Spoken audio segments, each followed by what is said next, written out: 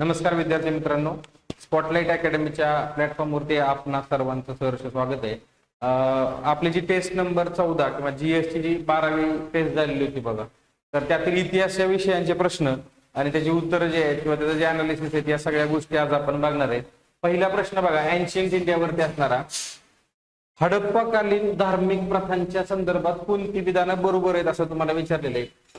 जे विधान आहे बघा, पशुपती मुद्रा, बरोबर, पशुपतीनाथ सील जे म्हणतो. ओके, यामध्ये प्राण्यांनी वेढलेली एक देवता दाखवली आहे ज्याची ओळख अनेकदा प्रोटोशिवा, आदि शिव म्हणून केलेली तुम्हाला दिसते. ऍक्च्युअल मध्ये कोणकोणते प्राणी त्यांच्या जे आहेत तर त्या सीलच्या मध्ये दाखवलेत याच्यावर देखील मागे प्रश्न विचारलेत. आपण टेस्ट सिरीजला पण टाकले. हे विधान बरोबर आहे बघा. पशुपती सील कुठं सापडले ते कमेंट मध्ये जे आहे ते तुम्ही मला सांगू शकता. सामूहिक उपासनेसाठी वापरल्या जाणाऱ्या मोठ्या भव्य मंदिर वास्तूंचे पुरावे हडप्पामध्ये मंदिरांचे पुरावे जे आहेत अशा मोठ्या हे मिळालेले तुम्हाला दिसत नाही. ब विधान ऑब्विसली चुकीचं आहे. बरोबर मध्ये ब डायरेक्ट उत्तरापर्यंत तुम्ही जाताय बघा. अ आणि क विधान बरोबर, तरी क बघू आपण.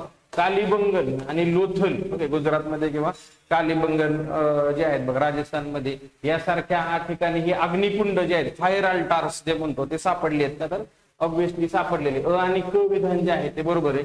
मोठे भव्य मंदिर वास्तूंचे पुरावे वगैरे मिळालेले नाहीयेत, त्यामुळं ब विधान चुकीचं आहे. आन्सर क्वेश्चन नंबर फर्स्ट जे आहे 3 जे असेल ते बघा करेक्ट आन्सर असेल.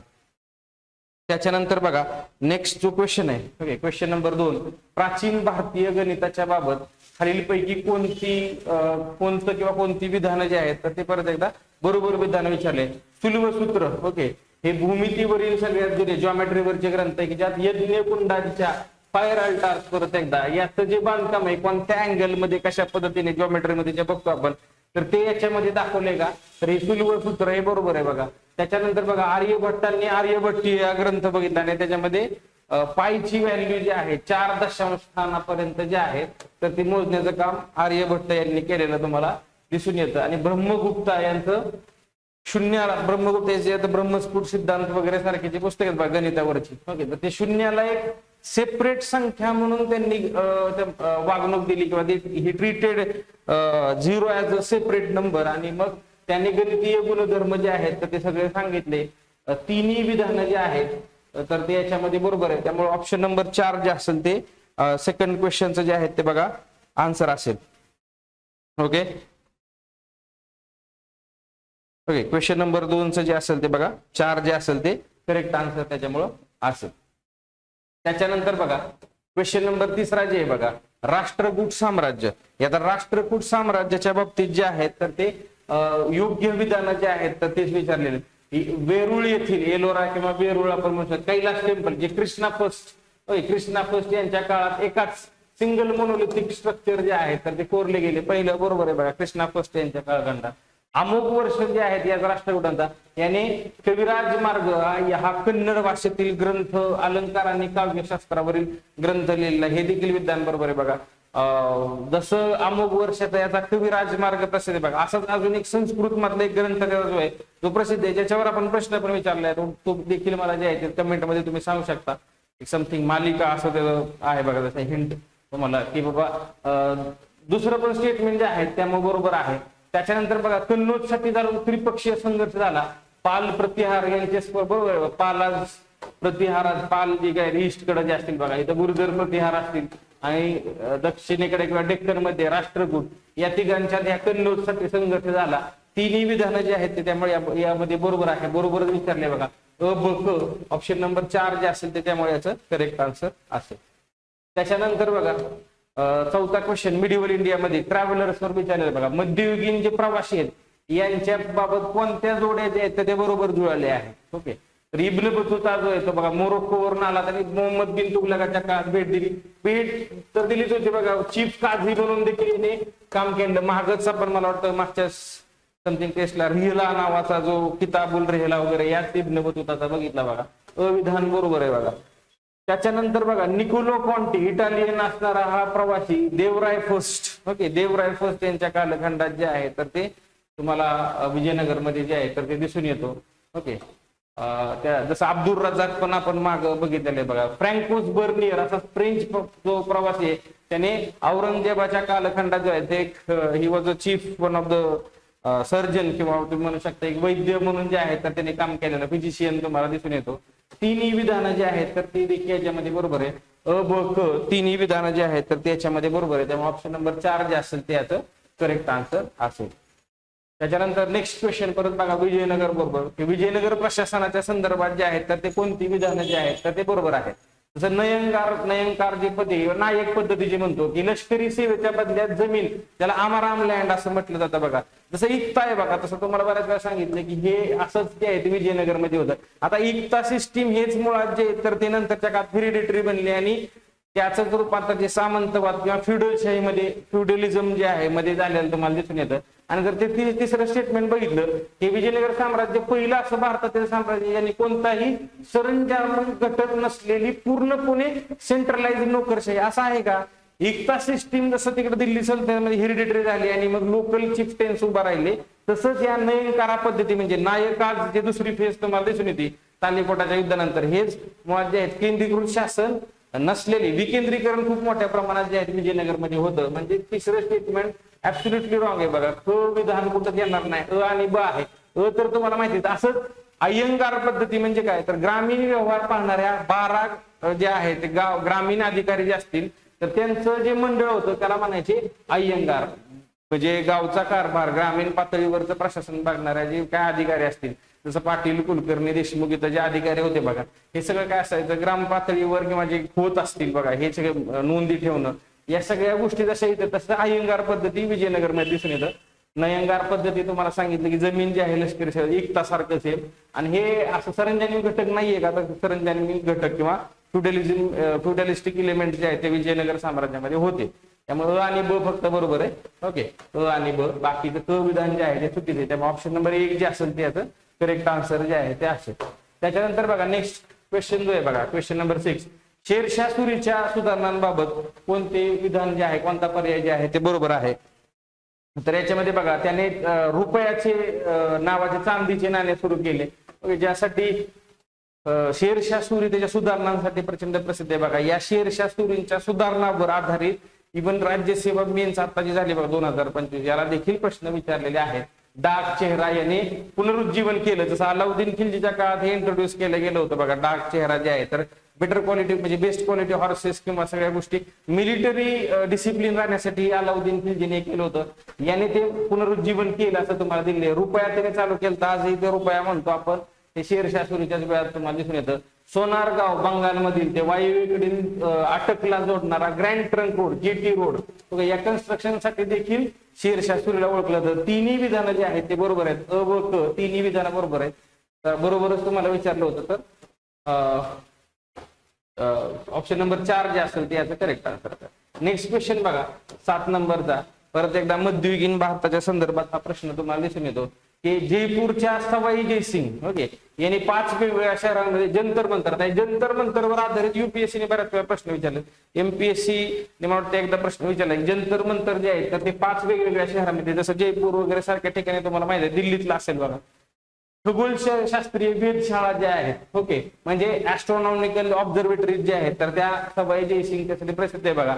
झी मोहम्मद शाही हे त्या ऍस्ट्रॉनॉमिकल जे टेबल्स बनवले जातील याचं नाव असायचं बघा. या तख्त्यांचे संच जे आहेत तर ते मुघल काळात झाले. दोन्ही हे त्याच कालखंडात आहे बघा अ आणि ब.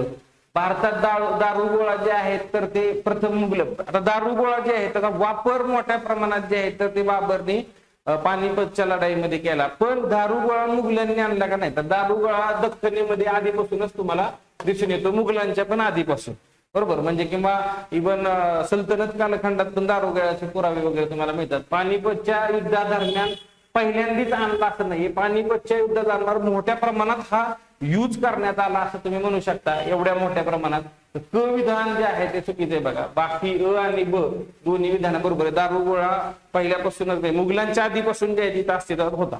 ओके अ आणि ब जे आहे तर ते बरोबर आहे. ऑप्शन नंबर 1 जे असेल ते करेक्ट असतं. त्याच्यानंतर बघा शीख गुरूंच्या संदर्भात खालीलपैकी कोणती विधानं जी आहेत बरोबर आहे. गुरु अंगद देव यांनी पंजाबी भाषेसाठी गुरुमुखी जे आहेत नानक देव यांच्या नंतर जे आहेत अंगद देव यांनी ही गुरुमुखी डेव्हलप केली होती बघा पंजाब भाषा ते बरोबर आहे. किंवा 5वे शिखांचे धर्मगुरू गुरु अर्जन देव यांनी आदिग्रंथ संकलित केला आणि हरमंदिर साहेब सुवर्ण मंदिर जे आहेत तर ते बांधण्यात आलं होतं यांच्याच कालखंडात. याच अर्जुन देव यांची जी आहे ती हत्या जी आहे ते जहांगीराने करून आणल्यानंतर मुघल आणि शीख एम्पायर मधला संघर्ष तुम्हाला दिसून येतो. आणि पुढं गुरु तेग बहादूर यांची हत्या जी आहे ते औरंगजेब करतो. तिसरं स्टेटमेंट बघा, गुरु तेग बहादूर यांची इथं जहांगीराने फाशी दिली बघा. आताच आपण बोललो बघा, हे औरंगजेबाच्या कालखंडात झालंय. तिसरं विधान चूक आहे. विधान जे आहे ते चुकीचं आहे बघा सगळीकडे. अविधान आणि ब विधान बरोबर. इथं औरंगजेब पाहिजे बघा, बरोबर. गुरु तेग बहादूर यांच्या हत्येला जे आहे तर ते औरंगजेब कसा जबाबदार होता हे सगळ्यांना माहिती आहे बघा. आणि मग इथं जे आहे तर ते स्टेटमेंट ऑब्व्हियसली चुकीचं ठरतं. आणि ब ऑप्शन नंबर 1 त्यामुळे याचं करेक्ट आन्सर आहे. त्याच्यानंतर बघा, सामाजिक धार्मिक सुधारणा चळवळ कोणत्या जोड्या दिलेल्या तुम्हाला, कोणत्या जोड्या बरोबर जे आहे ते जुळालेले आहेत असं विचारले. देव समाज शिवनारायण अग्निहोत्री यांचा, बरोबर. उत्तर भारतात लाहोर वगैरे या ठिकाणी शिवनारायण अग्निहोत्री यांचा देव समाज जे आहेत यांनी स्थापन केला होता बघा. वेद समाज के श्रीधर नायडू यांनी स्थापना. वेद समाज म्हणजे वेगळं काय नाहीये. जसं मी तुम्हाला सांगितलं बघा, प्रार्थना समाज म्हणजे काय, महाराष्ट्रामधला ब्राह्मण समाज आहे. तसा दक्षिणेतला वेद समाज श्रीधर नायडू यांनी स्थापन केला. याच्या मागची देखील प्रेरणा कोण होते, जसं इथं प्रार्थना समाज स्थापन करताना आत्माराम पांडुरंग तरखडकरांनी स्थापन केली. आणि त्याच्या मागची रोल जो आहे तर तो जसा केशवचंद्र सेन यांचा होता. तसंच इकडे वेद समाजाच्या बाबतीत के श्रीधर नायडू यांना प्रोत्साहित केलं केशवचंद्र सेन यांनी. तर वेद समाज म्हणजे दक्षिणेतला ब्राह्मण, तर ते हे संस्था बघा बघा. देव समाज शिवनारायण अग्निहोत्री वैद्य. आणि आर्य समाज आता याचे संस्थापक सगळ्यांनाच माहिती आहे बघा, दयानंद सरस्वती. ओके, वेदांकडे परत चला या घोषणेसह त्यांनी केले. दयानंद सरस्वतींचं जे आहे ते बघा लास्ट इयर 2000 मला वाटतं 24 मध्ये जे आहे 24-25 म्हणजे याला तर ते 200 वर्ष जे आहेत तर ते त्यांच्या जन्माला वगैरे जे आहेत म्हणजे हे 2025 मध्ये जे आहेत झालेले आहेत. किंवा 1875 मध्ये जे आहेत, ओके, त्यांची जन्म म्हणजे 200 वर्ष झालेत बघा. त्यांच्याने 1875 ला स्थापन झालेला जो आर्य समाज आहे याला देखील 2025 मध्ये 150 वर्ष पूर्ण येतात. स्वामी दयानंद सरस्वती चर्चेत राहतात. आणि स्वामी दयानंद सरस्वती यांचं मूळ नाव जे आहे ते तुम्हाला कमेंट बॉक्स मध्ये सांगताल बघा, अशी मी आशा करतो. ओके, तर तिन्ही विधानं जे आहेत थोडक्यात इथं दिलेली, तर तिन्ही विधानं जे आहेत ते बरोबर आहे. ऑप्शन नंबर 4 परत एकदा याचं करेक्ट आन्सर असेल. त्याच्यानंतर question number 10, Indian national army किंवा आझाद हिंद सेनेबाबत खालील विधानं दिली ते कोणती विधानं बरोबर आहेत. याची पहिली कल्पना कोणी केली तर इंडियन आर्मीची, या ब्रिटिश इंडियन आर्मी म्हणजे आझाद हिंद सेनेची, तर ते कॅप्टन मोहन सिंग यांनी, भारतीय अधिकारी ऑब्व्हियसली बघा, यांनीच ते संघटन वगैरे. इंडियन नॅशनल आर्मीची स्थापना कोणी केली तर captain Mohan Singh. Indian national government Azad Hind Sarkar, okay, Azad Hind सरकारची स्थापना सुभाषचंद्र बोस यांनी केली.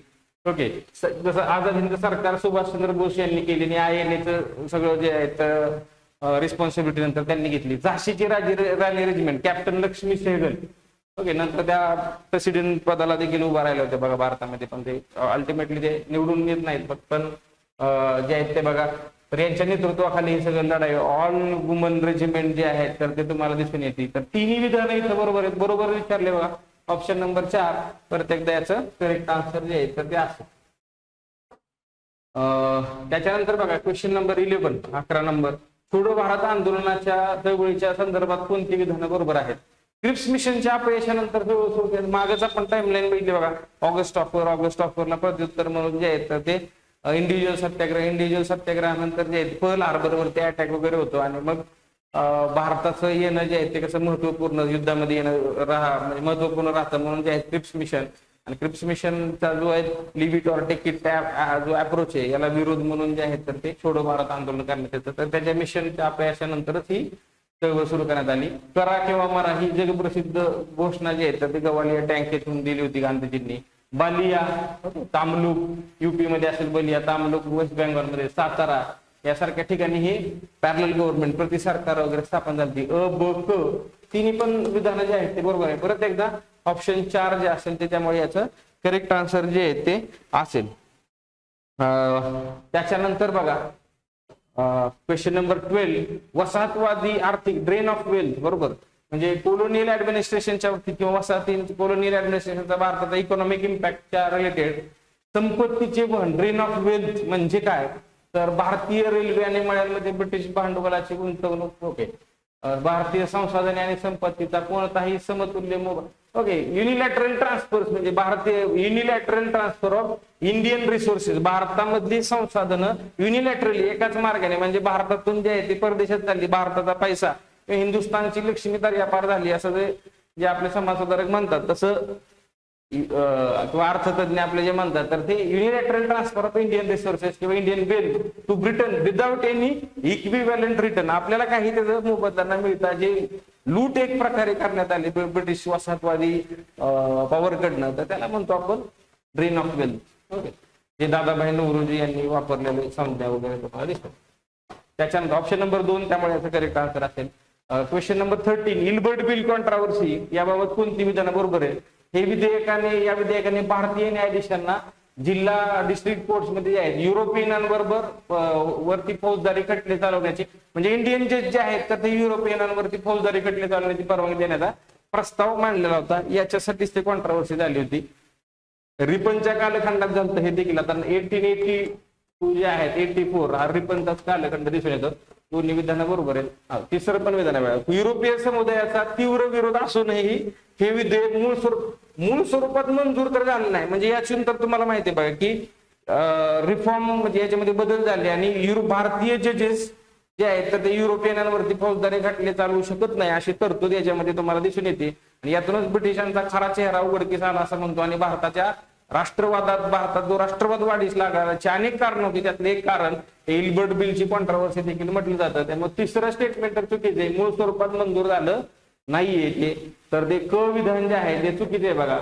ओके, तुम्हाला मला वाटतं बरोबरच विचारले पाहिजे. त्यामुळे आणि ब ऑप्शन नंबर 1 जे असेल ते याचं करेक्ट आन्सर असेल. पहिली दोन्ही विधानं बरोबर आहेत बघा. ऑप्शन नंबर 1 करेक्ट आन्सर असेल बघा 13चं.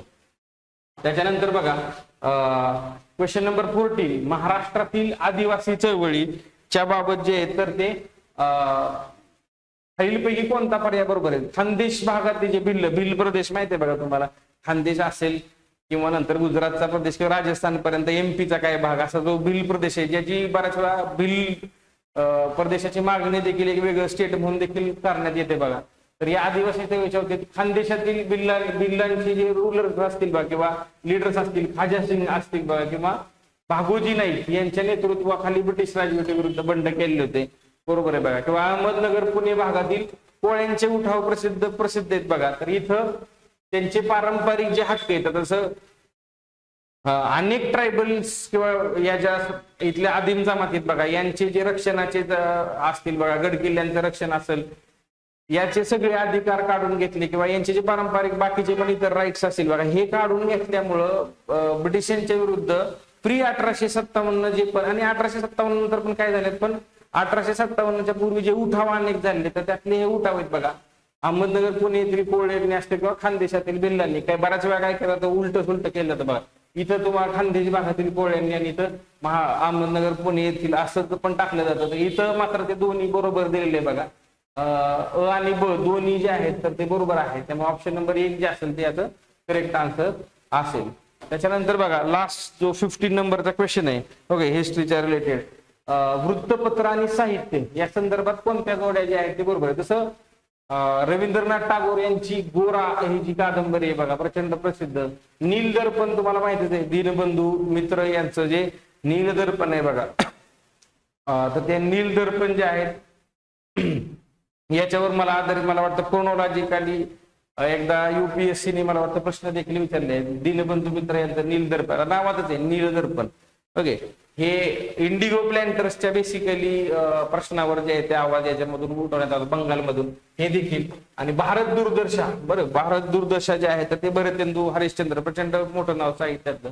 ओके, तर हे देखील त्यांचं म्हणजे सगळे समोर जे आहेत किंवा रवींद्रनाथ टागोरांची इतर पण जे आहेत किंवा सध्या बघा वंदे मातरम चर्चेत असल्यामुळे बंकिमचंद्रांचं साहित्य किंवा जसं वंदे मातरम गीताला जे 150 वर्ष वगैरे पूर्ण आहेत तर या सगळ्या गोष्टींमुळे ह्या गोष्टी चर्चेत आहेत बघा. किंवा हे साहित्य जे आहे जुनं बेंगोली साहित्य किंवा गोरा असेल, गीतांजली असेल, नीलदर्पण, भारत दूरदर्शा, तर हे 3 इथं क्वेश्चनच्या बाबतीत बघा सगळे साहित्य त्यांचे जे साहित्यिक आहे त्याच्या रिलेटेड किंवा ज्यांनी हे सगळं लिहिलंय तर ते सगळं बरोबर आहे बघा. अ ब क जे आहे तर ते 3 विधानं जे आहेत ते बरोबर आहेत.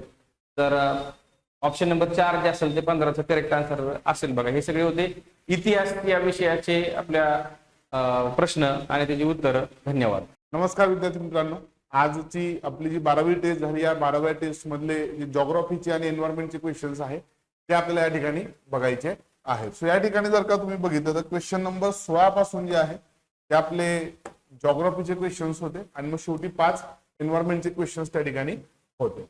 तो सगळ्यात पहिला प्रश्न बघा, या ठिकाणी तुम्हाला 3 विधानं दिलेली होते. जनरली ते 3 विधानं कशाशी संबंधित आहे तर भारतामध्ये असलेले सामरिक कच्च्या तेलाचे साठे, बरोबर, ज्याला आपण स्ट्रॅटेजिक रिझर्व्ह असं म्हणतो. जर का कुठलीही आपत्कालीन स्थिती निर्माण झाली तर त्या स्थितीमध्ये आपल्याजवळ काही रिझर्व्ह क्रूड ऑइलचे म्हणजे कच्च्या तेलाचे काही साठे आहेत, त्या संबंधीचे हे 3 विधानं होते. हे जे साठे आहेत हे प्रामुख्याने आपल्याला 3 ठिकाणी बघायला मिळतं, विशाखापट्टणम, मंगळूर आणि पाडूर या ठिकाणी. त्याच्यामुळे क विधान जे आहे ते बरोबर आहे. आणि हे जे क्रूड ऑइल आहे ते कुठे कशात आपण स्टोअर करून ठेवलं आहे तर भूमिगत खडकांच्या गुहांमध्ये. सो नॅचरल केव्ज आहेत, या नॅचरल केव्ज मध्ये आपण ते स्टोअर करून ठेवलेलं आहे. पहिलं आणि तिसरं विधान या ठिकाणी बरोबर होतं. पण भारताची जी एकूण कॅपॅसिटी आहे किंवा क्षमता आहे ती 50 MMT नाहीये, ठीक आहे, मिलियन मेट्रिक टन एवढी नाहीये, तर ती आहे फक्त 5 मिलियन मेट्रिक टन, 5 MMT. लक्षात ठेवा. सध्या स्ट्रॅटेजिक रिझर्व्ह खूप जास्त चर्चेमध्ये होते म्हणून हा MCQ त्या ठिकाणी घेतला होता. तर भारताचे क्रूड ऑइलचे जे स्ट्रॅटेजिक रिझर्व्ह आहेत ते 5 MMT चे आहेत, 50 MMT चे नाही. ते 3 ठिकाणी आहेत. आता तुम्ही जर का बघितलं तर मंगुरू पश्चिम किनारपट्टीला आहे, विशाखापट्टणम पूर्व किनारपट्टीला त्या ठिकाणी तुम्हाला बघायला मिळतो. सो दोन्ही किनारपट्टीवरती आपण ही त्या ठिकाणी निर्माण केलेली आहे. त्याच्यामुळे अ आणि क विधान जे आहे ते आपल्या या ठिकाणी बिनचूक आहे. त्याच्यामुळे पर्याय क्रमांक 4 आपलं याचं उत्तर असणार आहे. पुढे जाऊयात प्रश्न क्रमांक 17 कडे.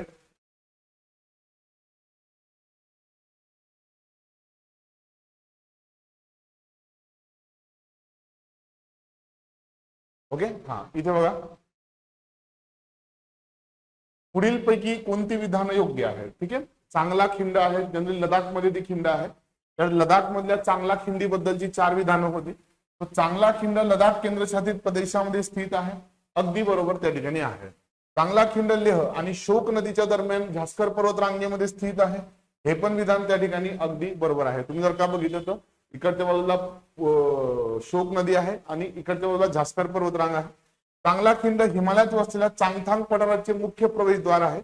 जनरली जेव्हा आपण लेहकडे जातो, लेहकडनं पुन्हावरती आपण जेव्हा लडाखकडे जातो, सॉरी याच्याकडे खारदुंगला पास कडे, त्या ठिकाणी तुम्हाला प्लॅटू लागतं, त्याला आपण म्हणतो या ठिकाणी काय चांगथांग प्लॅटू. तर चांगथांग प्लॅटूचं प्रवेशद्वार त्याला म्हटलं जातं. चांगला खिंड लेह ते प्योंगॉंग सरोवराच्या मार्गावरती स्थित आहे. ठीक आहे, सो या ठिकाणी जर का तुम्ही बघितलं तर तुम्हाला 3 स्टेटमेंट त्या ठिकाणी दिली होती. चांगला खिंड लेह आणि शोक खोऱ्या दरम्यान झास्कर पर्वत रांगेमध्ये स्थिर आहे. ती झास्कर पर्वत रांगेमध्ये आहे का? नाही. इथं लडाख केंद्रशासित प्रदेश म्हटलं तर ती कुठे लोकेटेड आहे? It is located in Ladakh. ठीक आहे, सो या ठिकाणी अ, क आणि ड हे 3च विधानं त्या ठिकाणी बरोबर आहे. विधान ब जे आहे ते आपलं या ठिकाणी काय होतं तर चुकीचं होतं, लक्षात घ्या. पुढच्या प्रश्नाकडे जाऊया. खालीलपैकी महाराष्ट्राच्या भूगोलाचा हा प्रश्न आहे. पुढीलपैकी कोणत्या जिल्ह्यात अल्प प्रमाणामध्ये संगमरवर आढळते? फॅक्च्युअल क्वेश्चन आहे. जनरली नागपूरमध्ये तुम्हाला संगमरवर बघायला मिळतं, उत्तरेकडचे जे 3 तालुके आहेत त्यांच्यामध्ये. प्रश्न क्रमांक 19 बघा, पुढीलपैकी कोणत्या कारणांमुळे नद्यांचे प्रवाह बदलतात? ठीक आहे, नैसर्गिक जो प्रवाह असतो बऱ्याच वेळेला तो बदलण्याची टेंडन्सी आपल्याला बघायला मिळते. तो महामैदानातील संत प्रवाह, नद्यांची नागमोडी वळणे, अपभ्रंशाची निर्मिती आणि जमिनी भूभागाचे उंचवणे. खरं तर जिओमॉर्फॉलॉजीवरचा हा प्रश्न आहे आणि ही 4ही कारणं असतात. कशासाठी? तर नदीचा जो प्रवाह आहे नैसर्गिक तो बदलण्यासाठी. सो नदी जेव्हा मैदानी प्रदेशामध्ये जाते तेव्हा तिचा वेग हा अतिशय कमी होऊन जातो. नागमोडी जेव्हा ती वळण घेत जाते तेव्हा ऑक्सबो लेक्सचं फॉर्मेशन होतं, तेव्हा बऱ्याच वेळेला काय होतं तर अपभ्रंशाची निर्मिती झाल्यामुळे रिव्हर कॅप्चरिंग सारखे किंवा नदी चौर्यासारख्या घटना घडतात. त्याच्यामुळे नद्यांचे प्रवाह त्या ठिकाणी आपल्याला बदलताना दिसतात. पुढचा प्रश्न बघा, प्रश्न क्रमांक 20. या ठिकाणी तुम्हाला जोड्या लावा असं या ठिकाणी विचारलं होतं आणि इथे तुम्हाला 4 पर्याय दिले बघा. सगळ्यात पहिलं मुंद्रा बंदर. आता मुंद्रा बंदर काय आहे? भारतातील सगळ्यात मोठं खासगी बंदर आहे. ठीक आहे, गुजरातमध्ये हे स्थित आहे. अलंग बंदर जे आहे ते पण गुजरातमध्येच आहे आणि जनरली ते सगळ्यात मोठं जहाज तोडण्याचं आणि ते पुनर्वापर, सो रिसायकलिंग करण्याचं ते सगळ्यात मोठं शिपयार्ड आहे. जुनी जहाजं तोडली जातात त्या ठिकाणी. गलाथिया बंदर भारतातलं 13वं मोठं बंदर आहे. ठीक आहे, लक्षात घ्या. निकोबार बेट समूहामध्ये अगदी दक्षिणेकडे असलेला ग्रेट निकोबार जो गलाथिया बे आहे तिथं हे आहे. आणि ओरिसा मधलं पॅरादीप बंदर पूर्व किनाऱ्यावरील एक प्रमुख नैसर्गिक खोल पाण्याचे बंदर. मग या ठिकाणी जर का तुम्ही बघितलं तर पर्याय काय उत्तर असलं पाहिजे, 2, 4, 3 आणि 1. पर्याय क्रमांक 4 याचं उत्तर आहे. प्रश्न क्रमांक 21 कडे जाऊया. भारतामध्ये एक महत्वाचा कॅनल आहे, अगदी जुना कॅनल आहे. ब्रिटिश काळामध्ये याचं त्या ठिकाणी कन्स्ट्रक्शन झालं होतं. त्याला बॅकिंगहम कॅनल असं म्हणतात. आणि भारताच्या पूर्व किनारपट्टीला हा जनरली आंध्र प्रदेश आणि तामिळनाडू राज्यांमधनं जातो. त्यामुळे तुमच्या लक्षामध्ये अतिशय महत्वाचा कॅनल आहे. इव्हन तो बऱ्याचशा ठिकाणी आता पोल्युशनमुळे किंवा कन्स्ट्रक्शन ब्रिटिशांच्या काळातला आहे, तो डिस्टर्ब झालाय. पण आता नॅशनल वॉटरवे 4 अंतर्गत त्याला काय केलं गेलंय, तर पुन्हा एकदा रिएस्टॅब्लिश करण्यासाठी भारत सरकारने पॉलिसी तयार केली आहे. सो हा जो बॅकिंगहम कॅनल आहे जो तामिळनाडू आणि आंध्र प्रदेशमध्ये आहे, हा जनरली काय करतो त्या ठिकाणी, तर नॅशनल वॉटरवे 4चा तो भाग आहे. आणि कोस्टल एरियामध्ये जे काही जलवाहतूक आहे त्याला तो सपोर्ट करतो. तो नॅशनल हायवे नॅशनल हायवे वॉटरवेचा नॅशनल वॉटरवे 4चा तो भाग आहे. लक्षात घ्या. सो पहिलं विधान जे होतं ते या ठिकाणी काय आहे, अगदी योग्य आहे. विधान ब जे आहे ते चुकीचं आहे, म्हणून फक्त विधान अ या ठिकाणी योग्य आहे. पुढचं बघा. दक्षिण उष्णकटिबंधीय समशीतोष्ण रुंद पर्वतीय वने टिंब ठिकाणी आढळतात. सो ही जी वने आहे ती तुम्हाला कोल्हापूर, सातारा, रायगड, पुणे जिल्ह्यातील घाटमाथा जिथं पर्जन्याचं प्रमाण खूप जास्त आहे अशा ठिकाणी तुम्हाला ही वनं बघायला मिळतात. सो अगदी फॅक्च्युअल क्वेश्चन होता. पुढचं बघा. उत्तर भारतीय मैदानी प्रदेशाच्या हवामानाबाबत बिनचूक विधाने निवडा. तो क्लायमॅटॉलॉजीवरचा हा प्रश्न होता. तुम्हाला 4 स्टेटमेंट दिले होते आणि पर्टिक्युलरली काय विचारलं, उत्तर भारतीय मैदानी प्रदेश म्हणजे नॉर्थ इंडियन प्लेस बद्दलची 4 विधानं होती. येथे उपोष्ण कटिबंधीय हवामान आढळते, त्याला आपण इंग्लिश मध्ये सब ट्रॉपिकल टाइप ऑफ क्लायमेट असं म्हणतो. उष्ण आणि समशीतोष्ण दोघांचा जो मधला पट्टा आहे त्या प्रकाराला आपण उपोष्ण कटिबंध म्हणतो. तर पहिलं विधान बरोबर आहे. उन्हाळा अतिशय उष्ण असतो, हे पण विधान बरोबर आहे. हिवाळा हा अतिशय थंड असतो. तुम्हाला एक्स्ट्रीम्स बघायला मिळतात कारण की समुद्र किनाऱ्यापासून हा भाग बराच दूर आहे. आणि इथलं जे प्रमुख पीक आहे ते तांदूळ नाहीये, ते व्हीट आहे. थंड हवामानामुळे तिथं मोठ्या प्रमाणावरती काय केलं जातं, तर गव्हाचं उत्पादन घेतलं जातं. मग त्या ठिकाणी जर का तुम्ही बघितलं तर अ, ब आणि क हे 3 विधानं बरोबर आहे. फक्त ड विधान जे आहे ते या ठिकाणी काय होतं, तर चुकीचं होतं. मग इथं तुम्हाला काय विचारलंय, इथं बिनचूक विधाने निवडा, म्हणून पर्याय क्रमांक 1 याचं उत्तर आहे. प्रश्न क्रमांक 23. ओके. पुढे जाऊयात प्रश्न क्रमांक 24 कडे. भूकंपासंबंधी असलेली कोणती विधाने अयोग्य आहे किंवा आहेत. इथं तुम्हाला 3 विधानं दिली होती. ज्या ठिकाणी भूकंप सुरू होतो त्याला अधिकेंद्र असं म्हणतात, एपिसेंटर. जनरली जो सगळ्यात मधला भाग असतो त्याला आपण एपिसेंटर असं म्हणतो. त्याच्यानंतर पुढे सिस्मोमीटर फक्त पृष्ठभागावरील हालचाली नोंदवतो, अगदी चुकीचं आहे. तो अंतर्गत भागातल्या हालचाली सुद्धा त्या ठिकाणी काय केल्या जातात, मोजल्या जातात. त्याच्यामुळे स्टेटमेंट बी जे आहे ते चुकीचं आहे. भूकंपीय तरंगांच्या नोंदीमुळे पृथ्वीच्या आतल्या खडकांविषयी माहिती मिळते, हे पण विधान बरोबर आहे. ठीक आहे. जनरली सिस्मिक वेव्हच्या मदतीने काय केलं जातं, इंटरनल स्ट्रक्चर ऑफ अर्थचा अभ्यास केला जातो. मग इथे तुम्हाला काय विचारलंय की अयोग्य आहे. मग ब विधान जे आहे ते आपल्या या ठिकाणी अयोग्य आहे कारण की अ आणि क विधान आपलं बरोबर होतं. ठीक आहे. पुढचा प्रश्न बघा. मॅप पॉइंटिंगचा हा जनरली प्रश्न आहे. महाराष्ट्रातील समुद्र किनाऱ्यांचा उत्तरेकडून दक्षिणेकडे योग्य क्रम ओळखा. ठीक आहे. याच्यासाठी तुम्हाला काय पाहिजे, मॅप पॉइंटिंग तुमचं अगदी चांगलं पाहिजे. ठीक आहे. अलिबाग कुठे आहे, रायगडमध्ये आहे. काशीद, हरिहरेश्वर, श्रीवर्धन रायगडमध्ये आहे. तो पर्याय क्रमांक 3 बघा, हे याचं उत्तर होतं. अलिबाग, मुरुड जंजिरा रायगडमध्ये, गुहागर थोडं खाली आल्यानंतर आणि गणपतीपुळे पुन्हा रत्नागिरीमध्ये. सो जेवढेही महत्वाचे पूर्ण आहेत ते एकदा उत्तरेकडनं दक्षिणेकडे त्या ठिकाणी बघून घेणे. पुढचा जिओमॉर्फॉलॉजीवरचा प्रश्न होता. पुढील पैकी कोणता किंवा कोणता देश प्रशांत महासागराच्या अग्निकंकणाचा भाग आहे. पॅसिफिक रिंग ऑफ फायर जर का तुम्ही बघितलं म्हणजे पॅसिफिक महासागराच्या आजूबाजूला. ठीक आहे. उत्तर अमेरिका, दक्षिण अमेरिका, आशिया खंडाचा पूर्वेकडचा भाग, त्याच्यानंतर खाली आल्यानंतर तुमचा ऑस्ट्रेलिया खंडाचा पूर्व भाग. इव्हन फक्त एवढेच देश नाही किंवा एवढेच खंडांचे भाग नाही, तर जो तुमचा याचा भाग आहे ओशिनिया म्हणजे साऊथ पॅसिफिक ओशियन मध्ये आयलँड नेशन आहे त्याचा पण याच्यामध्ये समावेश होतो. सो कोस्टारिका सेंट्रल अमेरिकेमध्ये आहे. फिजी, वनुआतू तुमचे ओशिनियामध्ये आहे, आयलँड कंट्रीज आहे. बोलिव्हिया तुमचं कुठे आहे, तर मग पुन्हा दक्षिण अमेरिकेमध्ये तुम्हाला हे बघायला मिळत आहे. सो 4ही देश जे आहे नकाशा जर का तुम्ही बघितला तर तुमच्या लक्षात येईल हे सर्वच्या सर्व त्या ठिकाणी भाग आहेत. कोणाचा, तर पॅसिफिक रिंग ऑफ फायरचा. पुढचा प्रश्न बघा. खालीलपैकी कोणती किंवा कोणती विधाने योग्य आहेत. पण योग्य विधानं त्या ठिकाणी निवडायची बघा. चंद्राचा स्वतःभोवती फिरण्याचा कालावधी आणि पृथ्वीभोवती परिभ्रमणाचा कालावधी समान आहे. सो रिव्होल्यूशन आणि रोटेशन दोन्ही स्पीड चंद्राचे सेम असतात. चंद्राचा एकच भाग नेहमी पृथ्वीच्या दिशेने दिसतो, हे पण अगदी बरोबर आहे.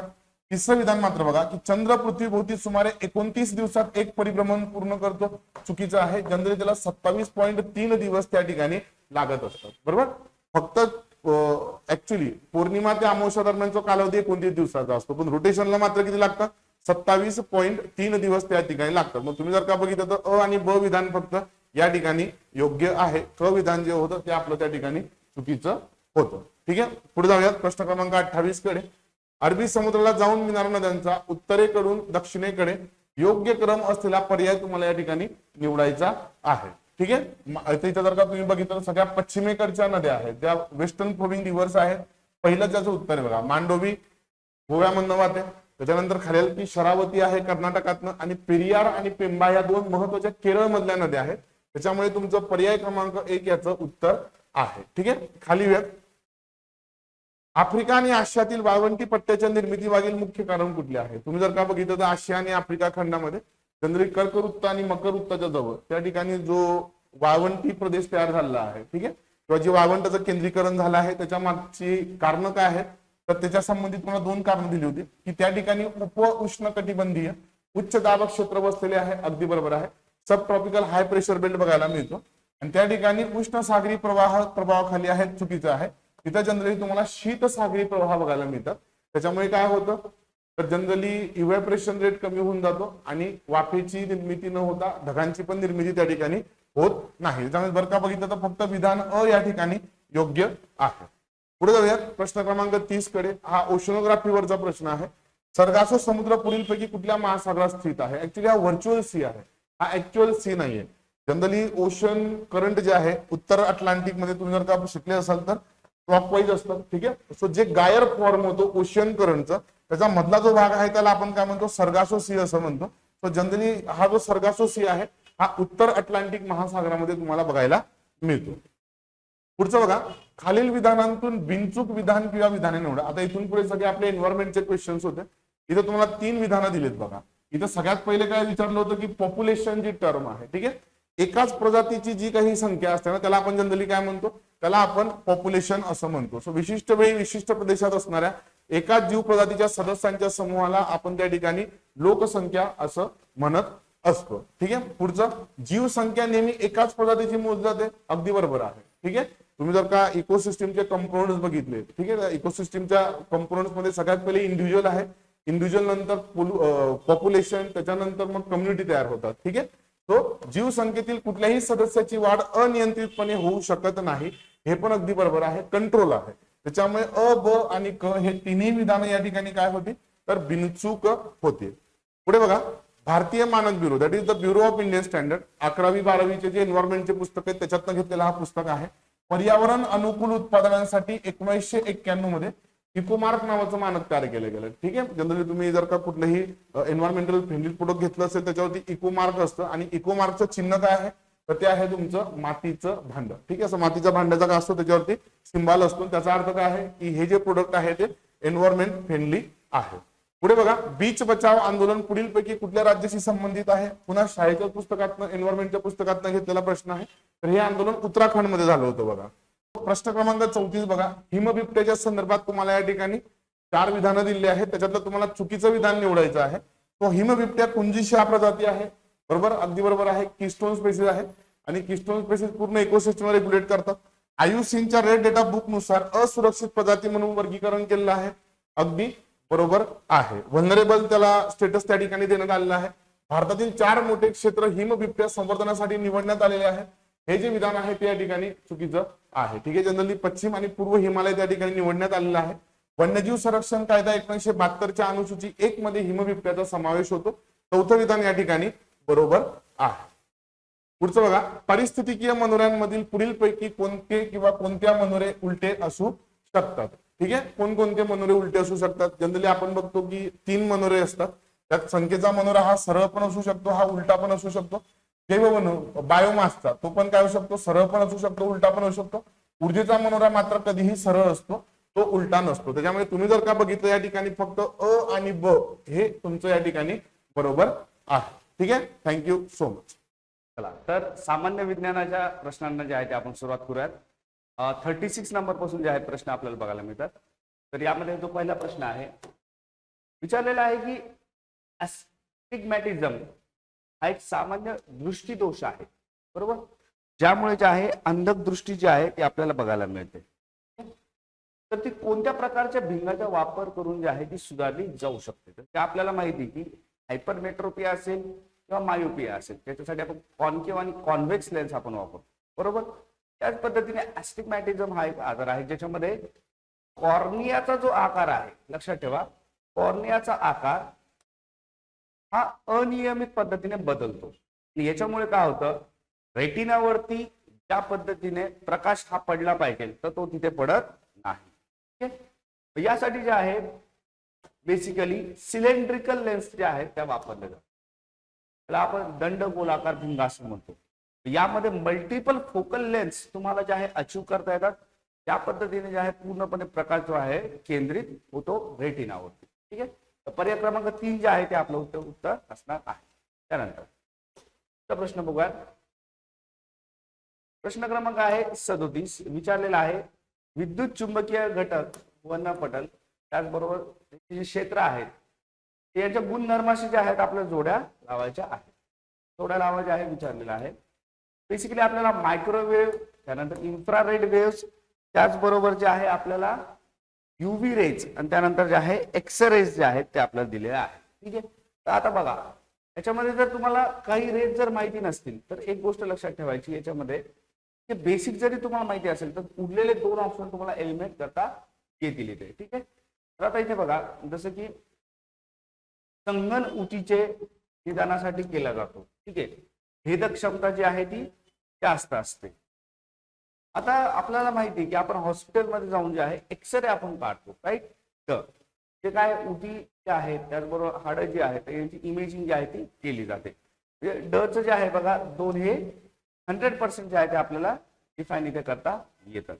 पण डचं जर 2 असेल तर ऑटोमॅटिकली आपलं ऑप्शन नंबर 2 आणि ऑप्शन नंबर 4 जे आहे ते कट होणार. ठीक आहे, त्यानंतर बघा इथे जे आहे बघा 4 आणि 1 असं दिलेलं आहे. ठीक आहे, आता इथे बघा रडार यंत्रणा विचारलेली आहे आणि इथे दिलेलं आहे की कमी तरंग लांबी असल्यामुळे आता इलेक्ट्रोमॅग्नेटिक स्पेक्ट्रम जर तुम्ही लेफ्ट कडून राईट कडे जर बघितला, ठीक आहे, तर तरंग लांबी जास्त असणे किंवा कमी असणे. ठीक आहे, आता याचा संदर्भ कुठे बघितला जातो तर बघा मायक्रोवेव्ह जे आहेत, ठीक आहे, तर यांची तरंग लांबी जी आहे मायक्रो असं सांगितलेलं आहे म्हणजे कमी आहे, बरोबर. त्याचबरोबर रडार यंत्रणेमध्ये जो आहे याचा वापर आपल्याला बघता येतो. ठीक आहे, त्यानंतर पुढे आहे इन्फ्रारेड वेव्स. ठीक आहे, आता इन्फ्रारेड वेव्सचा जो वापर आहे हा आपल्याला कंपन तयार करण्यासाठी होतो. त्याचबरोबर आपलं जे टीव्हीचं रिमोट कंट्रोल असतं, बरोबर, त्याच्यामध्ये सुद्धा आपण इन्फ्रारेडचा वापर करतो. आता इथे जरी जे आहे तुम्ही लॉजिक जे आहे ते अप्लाय करू शकता. म्हणजे अवरक्त लहरी जी आहे इन्फ्रारेड रेज जोडी जी आहे ती 1 सोबत इथे लागणार आहे. ठीक आहे, ओके. तर इथे जे आहे बघा डचं 2 आहे, त्याचबरोबर 1चं 4 आहे, कचं 1 आहे, त्याचबरोबर कचं जे आहे 3 असणार आहे. ठीक आहे, अतिनील किरण म्हणजे अल्ट्रा व्हायोलेट रेज यांचा वापर कुठे होतो, आलोतील इलेक्ट्रॉन जे आहेत ते उत्तेजित करतात. त्याचबरोबर वॉटर प्युरिफायर आणि डोळ्याची जी लेझिक सर्जरी असते डोळ्याच्या संदर्भात त्यामध्ये जे आहे युव्ही रेजचा हा वापर केला जातो. बऱ्याच वेळेस जे आहेत बघा ऍडव्हर्टाइजमेंट सुद्धा येतात टीव्ही वरती की डोळ्याचं जर ऑपरेशन करायचं असेल तर ते युव्ही बेस्ड असणार आहे असे जे आहे ऍडव्हर्टाइजमेंट तुम्हाला बघायला मिळतात. ठीक आहे, तर पर्याय क्रमांक जे आहे 3 आपलं उत्तर इथे असणार आहे जोडायला. त्यानंतर पुढचा प्रश्न बघूया. प्रश्न क्रमांक आहे 38. आता इथे विचारलेला आहे द युनिट लाईट इयर. ठीक आहे, म्हणजे प्रकाश वर्ष जो आहे हा खालीपैकी काय मोजण्यासाठी वापरला जातं. तर लक्षात ठेवायचं प्रकाश वर्ष जे आहे ते अंतर मोजण्यासाठी असतं. ठीक आहे, तुम्हाला वाटू शकतं की वेळ आहे कारण की इयर इथे सांगितलेलं आहे की एका वर्षामध्ये किती. ठीक आहे, तर तसं नाहीये. एका वर्षामध्ये प्रकाशाने इथे निर्माण केलेला किती अंतर जो आहे तो कापलेला आहे. त्यावरून जे आहे आपण त्याची स्पीड पण डिफाईन करतो. स्पीड किती आहे 9.4 × 10⁻15. 10⁻15 मीटर जे आहे ते आपल्याला बघायला मिळतं. हा काय आहे त्याचा डिस्टन्स आहे. ठीक आहे, लक्षात ठेवा 9.4 × 10⁻15. ठीक आहे, आता याच्यामध्ये जे आहे बघा डिस्टन्स काढण्यासाठी एवढा वेग लागतो. ठीक आहे. आणि त्याचबरोबर जे आहे उत्तर असणार आहे आपलं अंतर. ठीक आहे, वेळ नाही, वेळेमध्ये कन्फ्युजन करून घ्यायचं नाही. बिस्फेनॉल ए हे अनेकदा आरोग्यासाठी चिंतेचे कारण ठरते. ते कोणत्या प्रकारच्या प्लास्टिकच्या निर्मितीमध्ये एक महत्वाचा घटक आहे. ठीक आहे. आता बिस्फेनॉल ए जे आहे बघा प्लास्टिकशी संदर्भात आहे आणि प्लास्टिकचे जे आहे प्रकार आपल्याला दिलेले आहेत बघा. तर पॉलिकार्बोनेट जे आहे बघा यामध्ये बिस्फेनॉल ए जे आहे ते वापरलं. ठीक आहे. पॉलिथिन नसणार आहे कारण ते विरळ माध्यमामध्ये जे आहे ते आपल्याला बघायला मिळतं. त्याचबरोबर जे आहे पॉलिव्हिनिल क्लोराईड जे आहे ते आपल्याला जे आपले पाईप्स आहेत किंवा सॉफ्ट प्लास्टिक आहे त्याच्यामध्ये बघायला मिळतं. त्याचबरोबर जे आहे पॉलिस्टरीन हे जे आहे आपल्याला धाग्यांच्या स्वरूपात जे आहे ते आपल्याला बघायला मिळतं. यामध्ये जे आहे बघा घातक जो मटेरियल असणार आहे पॉलिकार्बोनेट. आता पॉलिकार्बोनेट पासून जे आहे बरेचसे टॉयज वगैरे बनतात, बेंचेस असेल, चेअर असेल. ठीक आहे, तर पॉलिकार्बोनेट पासून जे आहे ते बनले जातात. ठीक आहे. त्यानंतर पुढचा प्रश्न आहे प्रश्न क्रमांक 40. प्रश्न बघा, प्रश्न क्रमांक आहे 40. विचारलेला आहे की ध्वनी लहरींच्या प्रसारणाबाबत योग्य विधाने निवडा. पहिले जे विधान दिलेलं आहे बघा, एका बंद ऑर्गन पाईपच्या मूलभूत वारंवारता तितक्याच लांबीच्या उघड्या ऑर्गन पाईपच्या मूलभूत वारंवारतेच्या निम्मी असते म्हणजेच अर्धी असते. स्टेटमेंट आपण समजून घेऊयात. आपल्याला जे आहे दोन पाईप इथे दिलेले आहेत. जे आहेत दोन पाईप आपल्याला दिलेले आहेत. पाईप नंबर 1 जो आहे हा दोन्ही बाजूने जे आहे खुला असणार आहे म्हणजे ओपन. दोन्ही बाजूने कसा आहे खुला आहे म्हणजे ओपन. आता या केसमध्ये काय होणार की जे साऊंड वेव्हज आहेत ध्वनीच्या लहरी तर इक्वल प्रोपोर्शन मध्ये जे आहे फ्रिक्वेन्सी मध्ये त्या पास होणार. ठीक आहे, म्हणून आपण काय म्हणतो की फ्रीली जे आहे ते मूव्ह होत आहे. परंतु दुसऱ्या केसमध्ये जे आहे बघा आपल्याला बंद पाईप दिलेला आहे तो एका बाजूने काय झालेला आहे बंद आहे, कसा आहे क्लोज्ड आहे. एका बाजूने जे आहे तो कसा आहे ओपन आहे. आता या केसमध्ये काय होणार की जी फ्रिक्वेन्सी आहे साऊंडची तर ती डायरेक्टली कमी होणार. का कमी होणार कारण की या ज्या साऊंड वेव्ह आहेत या डायरेक्टली जाऊन इथे बाउन्स होणार. ठीक आहे, आणि ऑब्स्टेकल क्रिएशनमुळे जे आहे फ्रिक्वेन्सी जी आहे ती ऑलमोस्ट हाफ इथे होणार आहे. ठीक आहे, त्यामुळे जे आहे पहिलं स्टेटमेंट जे आहे इथे योग्य आहे. पहिलं स्टेटमेंट कसं आहे योग्य आहे. त्यानंतर दुसरं स्टेटमेंट बघूया. एक आदर्श वायूमध्ये ध्वनीचा वेग त्याच्या निरपेक्ष तापमानाच्या वर्गमूळाच्या थेट प्रमाणात असतो.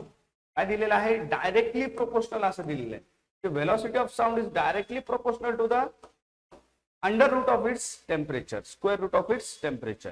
ठीक आहे, लक्षात ठेवायचं हा जो फॉर्म्युला आहे हा एक्झाम मध्ये विचारला जाऊ शकतो आणि इव्हन याच्या ऐवजी जर नंबर जरी तुम्हाला दिले आणि स्पीड ऑफ द साऊंड त्याचबरोबर टेम्परेचर जरी विचारलं तर हे जे आहे रिलेशन तुम्हाला इथे माहिती पाहिजे. त्यानंतर सेकंड स्टेटमेंट सुद्धा बरोबर आहे. थर्ड स्टेटमेंट आहे बीट्स ज्या असतात ठीक आहे ज्याला आपण वाद्यामध्ये जे आहे ज्या बीट्स वाजतात ओके त्या संदर्भात त्या ध्वनी लहरी या विवर्तनाचा थेट परिणाम आहे. विवर्तन म्हणजे काय डिफ्युजन किंवा डिफ्रॅक्शन. ठीक आहे, डिफ्रॅक्शन आपण याला म्हणतो. डिफ्रॅक्शन म्हणजे काय एक पद्धतीचं आहे प्रसरण म्हणजे साऊंड वेव्ह जर इथून क्रिएट होत आहे या काय होत आहे तिथे डिफ्रॅक्ट होत आहे असा याचा अर्थ होतो. पण ज्या बीट्स आहेत या बीट्स आपल्याला अँप्लिट्यूड स्वरूपामध्ये वाईड झालेल्या दिसून येत नाहीत. बीट्स कशा आहेत एकमेकांना जे आहे कनेक्टिंग फॉर्म मध्ये बघायला मिळतात आपल्याला. बरोबर, कोणतेही वाद्य जर तुम्ही ऐकलं असेल ज्याच्यामध्ये साऊंड वेव्ह क्लिअरली प्रोड्यूस होतात जसं की तबला आहे त्यानंतर सितार वगैरे आहे गिटार आहे त्यामध्ये बघा ते साऊंड वेव्ह प्रत्येक बीट जी आहे तर ही एकमेकांना जे आहे ओव्हरलॅप करते म्हणजे एकमेकांना जे आहे ओव्हरकम करते एनकम्पास करते एकमेकांना जे आहे ते कॉम्प्लिमेंटरी असते जोडते एकमेकांना. ठीक आहे, म्हणून आपण काय म्हणतो ह्या ज्या आहेत एकमेकांना इंटरॅक्ट करतात. काय करतात इंटरॅक्ट करतात. ठीक आहे, डिफ्रॅक्ट करता का तर डिफ्रॅक्ट करत नाही. काय करतात एकमेकांना इंटरॅक्ट करतात. ठीक आहे, किंवा जे विधान असणार आहे ते चुकीचं आहे. उत्तर असणार आहे पर्याय क्रमांक 1 फक्त अ आणि फक्त ब. ठीक आहे, त्यानंतर पुढचा प्रश्न बघूया. प्रश्न क्रमांक आहे 41 विचारलेला आहे मानवी हृदय चक्राच्या संदर्भात मानक ईसीजी वरील पी वेव्ह ही जवनिकांची विद्युत उत्तेजन दर्शवते. ठीक आहे, तर आता इथे बघा बेसिकली जे आहे इलेक्ट्रिकल एक्साइटेशन जे आहे इथे व्हेंट्रिकल्स असं दिलेलं आहे. बघा काय दिलेलं आहे व्हेंट्रिकल्स म्हणजे जवनिकांची. तर व्हेंट्रिकलच्या संदर्भात जे आहे आपली जी ईसीजी मशीन असते त्याच्यामध्ये जे वेव्ह असतात त्यापैकी एक वेव्ह असते प्रायमरी वेव्ह त्याला आपण पी वेव्ह असं म्हणतो प्रायमरी वेव्ह. आणि ह्या वेव्ह मध्ये जे आहे जे हृदयामध्ये असलेले जे ऍट्रिया आहे म्हणजे ऍट्रियम्स. ठीक आहे, या ऍट्रियम्सचा जो फ्रिक्वेन्सी आहे तो तिथे जे आहे ती मोजला जाते. ॲट्रियमची फ्रिक्वेन्सी लक्षात ठेवा. तर जवनिका येणार का इथे तर नाही. ॲट्रियम जर असलं असतं तर स्टेटमेंट कदाचित बरोबर आहे. ठीक आहे. त्यानंतर पुढे आहे जॉईंट डायस्टोल दरम्यान ट्रायस्पेड व्हॅल्व आणि बायस्पेड व्हॅल्व या झडपा ज्या आहेत त्या उघडतात. बेसिकली डायस्टॉलचा अर्थ जो आहे तोच आपल्याला इथे बघायला मिळतो. ठीक आहे. व्हॅल्व ज्या आहेत त्या उघडतात. Ventricle atrium. ठीक आहे. चेंबर जे आहे 4 चेंबर मधून जे आहे ब्लड जे आहे ते फ्लो होणार. पुढे आहे हृदयाचा पहिला आवाज हा अर्धचंद्राकृती झडपांच्या बंद होण्याशी संबंधित आहे. ठीक आहे. तर ह्या ज्या झडपा असतात बघा ह्या इथे रिलेव्हंट नाहीये. हृदयामधला जो आवाज असतो लब आणि डबचा कोणता आवाज आहे लब आणि डब.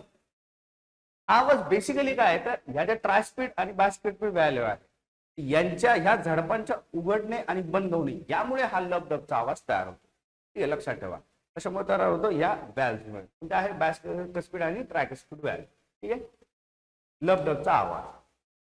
क जे विधान असणार आहे ते चुकीचं आहे. उत्तर असणार आहे पर्याय क्रमांक 1 फक्त ब विधान हे योग्य आहे. त्यानंतर पुढचा प्रश्न बघूया. जोड्याला आवाज जे आहे ते इथे विचारलेला आहे. ठीक आहे.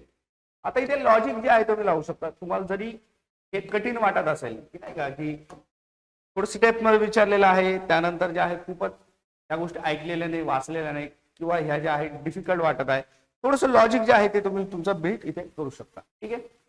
आता इथे बघा प्रायमेज हा एक शब्द आहे. प्रायमेज म्हणजे काय असेल प्रायमरी शब्द म्हणजे मूळ बेसिक सुरुवात असं जे आहे तुम्ही लॉजिक लावू शकता प्रायमेज. मग आता इथे बघा प्रतिकृतीकरण सुरू करण्यासाठी मग सुरुवात कुठून होते प्रायमरी पासून होत असते असंही लॉजिक जे आहे तुम्ही इथे लावू शकता. ठीक आहे. प्रायमेजचं लिंक जे आहे त्याच्यासोबत असणार डीएनए रेप्लिकेशन सुरू करण्यासाठी आरएनएचे लहान खंड तयार करणे. सुरुवात जी आहे ती इथून क च असणार आहे ए. ऑलरेडी जे आहे आपले 2 ऑप्शन जे आहे इथे एलिमिनेट झाले. त्यानंतर आहे बघा लायगेज. लायगेज हे ग्लू सारखं काम करणार. कशा संदर्भात काम करणार ग्लू सारखं जे आहे ते काम करणार. म्हणजे ज्या ओकाझाकी खंडाची जे आहे शुगर फॉस्फेट साखर एकमेकांना जोडण्याचं काम जे आहे ते केलं जातं बघा. ठीक आहे. काय केलं जातं जोडण्याचं काम जे आहे ते केलं जातं. ब ची जी जोडी आहे ती ड सोबत लागणार इथे ब च 4. ठीक आहे. त्यानंतर अ जे आहे हेलिकेज. हेलिकेजचं मुख्य कार्य काय हायड्रोजन बंध तोडून डीएनएची द्विसाखळी उघडणे किंवा वेगळी करणे. चौथा आहे डीएनए पॉलिमरेज. मुख्य कार्य आहे की वाढत जाणाऱ्या साखळीच्या 3 प्रायमर टोकाला डीऑक्सिरायबोन्यूक्लिक ऍसिड जोडणे. ठीक आहे. बेसिकली 2 जरी तुम्ही आयडेंटिफाय करू शकलात बेसिक लॉजिकच्या बेसवरती ते पण तुम्हाला जे आहे ते चान्सेस तुमचे आन्सर येण्याचे बरेचसे वाढतात. ठीक आहे. पर्याय क्रमांक 1 जे आहे ते इथे उत्तर असणार आहे. त्यानंतर पुढचा प्रश्न बघूया. प्रश्न क्रमांक आहे 43. कर्करोगाच्या संदर्भात जी रेडिओ ट्रीटमेंट जी दिली जाते कॅन्सरच्या संदर्भात किरणोत्सारी उपचार या उपचारामध्ये कोणत्या आयसोटोप म्हणजे समस्थानिकेचा वापर केला जातो. उत्तर असणार आहे कोबाल्ट 60. लक्षात ठेवा कोबाल्ट 60 चा जो आहे वापर केला जातो. ओके. पर्याय क्रमांक 4. आयोडीन कशाच्या संदर्भात वापरला जातात तर थायरॉइडच्या ज्या बिमाऱ्या असतील थायरॉइड ओके त्याला आपण गलगंड असं म्हणतो. थायरॉइड जे आहे गॉइटर वगैरे तर त्या संदर्भात जे आहे आयोडीनचा वापर केला जातो. युरेनियम 235 जे आहे हे न्यूक्लिअर पॉवरच्या संदर्भात आहे. न्यूक्लिअर पॉवर त्या संदर्भात काय आहे युरेनियम 235 आणि कार्बन 14 जे आहे तर ते फॉसिल फ्युल्स. ठीक आहे. त्यानंतर कार्बन डेटिंग या संदर्भात त्याला त्याचा संदर्भ बघायला मिळतो. ठीक आहे. कार्बन डेटिंग म्हणजे एखाद्या पदार्थाचं आयुष्यमान हे किती जुनं आहे किती प्राचीन आहे कोणत्या काळापासून जे आहे याचे जे अश्व आहे किंवा फॉसिल्स आहेत ते आपल्याला बघायला मिळतात. तर याचा संदर्भ कशामध्ये भेटतो तर कार्बन 14 मध्ये हा आपल्याला मिळतो. ठीक आहे. पर्याय क्रमांक जे आहे 4 याचं उत्तर असणार आहे. त्यानंतर पुढचा प्रश्न बघूया. प्रश्न क्रमांक आहे 44. विचारलेला आहे कार्बन आणि त्याच्या संयोगा विषयात योग्य जे आहे विधाने निवडा. विधान इथे दिलेली आहेत. पहिलं विधान आहे की हिरा आणि ग्राफाइट कार्बनचे नैसर्गिक अपरूपे आहेत. ठीक आहे. तर स्टेटमेंट जे आहे ते एकदम बरोबर आहे. याला आपण ॲलोट्रोप्स ऑफ कार्बन असं म्हणतो. काय म्हणतो ॲलोट्रोप्स ऑफ कार्बन. ठीक आहे. हे काय ॲलोट्रोप्स ऑफ कार्बन आहे. त्यामध्ये मग डायमंड आहे बरोबर. त्यानंतर चारकोल वगैरे आहे. त्यानंतर बरोबर ग्रॅफाइट वगैरे आहे. त्यानंतर फ्युलेरिन पण आहे बघा. ठीक आहे. ते नॅनो मटेरियलच्या संदर्भात रिसेंटली न्यूज मध्ये आहे बरोबर. आता ॲलोट्रोप्स मध्ये जे आहे नॅचरलच्या नंतर दुसरं स्टेटमेंट दिलेलं आहे की मुक्त इलेक्ट्रॉन उपस्थितीमुळे ग्रॅफाइट हे विजेचे सुवाहक असतात. बघा इलेक्ट्रिसिटीला कसं डिफाईन करतो आपण, जर इलेक्ट्रॉन्स एक्साइट होत असतील तर फ्री इलेक्ट्रॉन्स, त्यामुळे त्याच्यामध्ये जे आहे कंडक्टिव्हिटी वाढते. लॉजिक इथे जे आहे बरोबर अप्लाय होणार आहे. डायमंड जे आहे, डायमंड मध्ये आपल्याला रेजिस्टिव्हिटी जास्त बघायला मिळते, म्हणजे ते दुर्वाहक असतात. डायमंड जे आहे हिरा, ते काय असतात, दुर्वाहक असतात. कशाचे, इलेक्ट्रिसिटीचे. का, कारण त्याच्यामध्ये कोणत्या प्रकारचे फ्री इलेक्ट्रॉन्स हे उपस्थित नाही. ठीक आहे, तर तसंही जे आहे लिंकेज इथे तुम्ही डेव्हलप करू शकता. ब जे आहे ते विधान बरोबर आहे. तिसरं दिलेलं आहे बघा, एकदम बेसिक आहे आणि तुमच्या लॉजिक वरती आहे. तर बेसिक जर रिडिंग तुम्ही केली असेल तर इथे जे आहे तुम्हाला एलिमिनेशन सुद्धा करता येते, जरी तुम्हाला वरती 2 माहिती नसेल तरी पण. ब मध्ये दिलेलं आहे की कार्बन संयुगामधील सहसंयोजक बंध हे अणूमधील इलेक्ट्रॉन्सच्या पूर्ण हस्तांतरामुळे तयार होतो.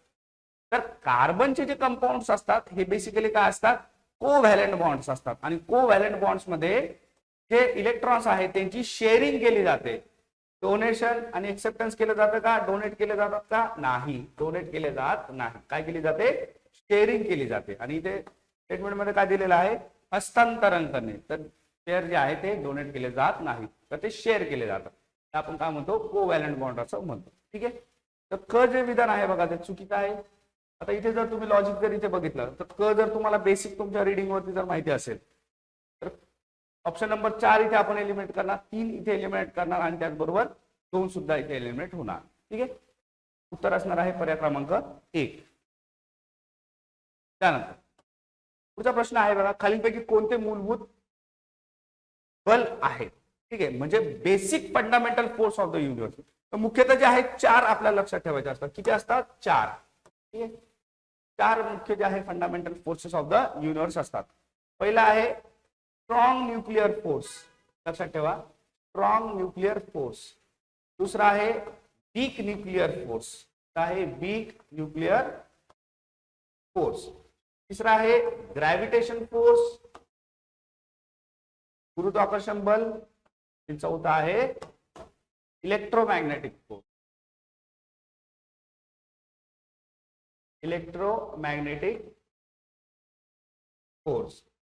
लक्षात ठेवा 4 मुख्यतः जे आहे fundamental forces of the nature जे आहे ते ओळखले जातात. ठीक आहे, आता याच्यामध्ये बघा आपल्याला जे ऑप्शन मध्ये दिलेले आहेत, इलेक्ट्रोमॅग्नेटिक दिलेलं आहे, ग्रॅव्हिटी दिलेलं आहे, त्याचबरोबर घर्षण दिलेलं आहे. तर घर्षण इथे नसणार. फ्रिक्शनल फोर्स जो आहे बेसिकली मॉलिक्युलर लेवलचा फोर्स इथे बघितला जातो. ठीक आहे, तर ब इथे नसणार आहे.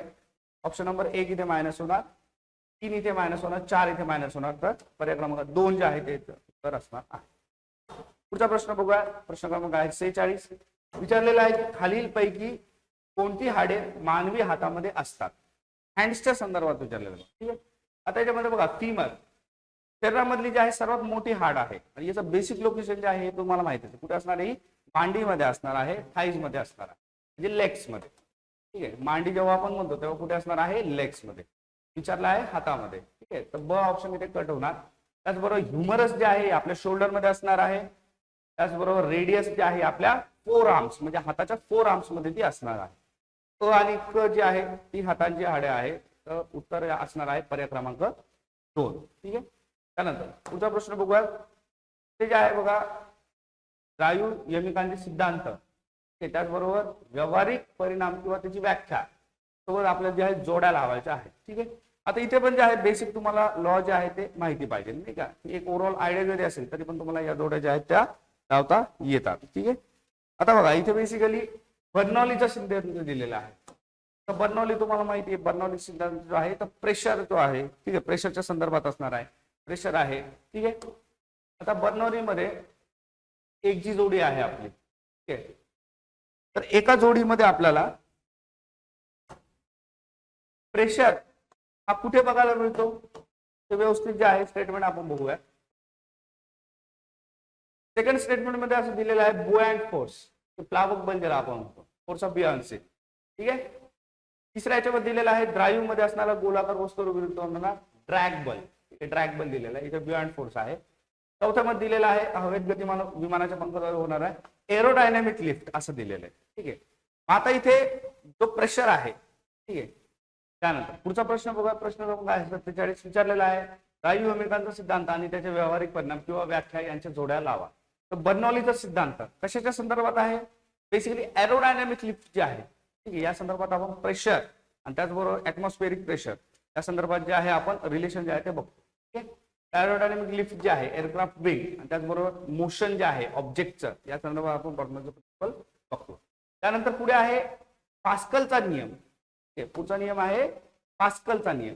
तर हा जो पास्कलचा नियम आहे बघा हा डायरेक्टली आपल्याला कशाशी संबंधित बघायला मिळतो. तर प्लावक बल जे आहे बियॉन्ड फोर्स ज्यामध्ये विस्थापित द्रव हे त्याच्या वजना इतकेच असते. बेसिकली आपल्या स्टेट बोर्ड मध्ये सुद्धा दिलेलं आहे. याला आपण काय म्हणतो प्लावक बल असं म्हणतो.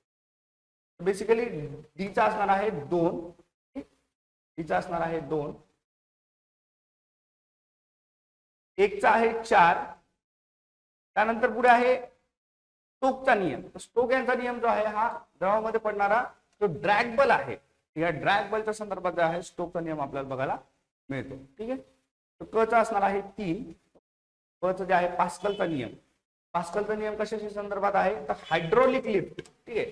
जेवढे पण हायड्रोलिक प्रोसेसेस आहेत ठीक आहे त्यामध्ये फ्लुइड आणि प्रेशर यांचा वापर केला जातो. जसं हायड्रोलिक ब्रेक आहे बरोबर. मोठे मोठे जे जेसीबी वगैरे असतात इंडस्ट्रियल प्रोसेसर आहेत त्याच्यामध्ये आपल्याला हायड्रोलिकचा जो आहे तो वापर बघायला मिळतो. कशाच्या संदर्भात आहे तर पास्कल यांच्या नियमांशी संदर्भात आहे.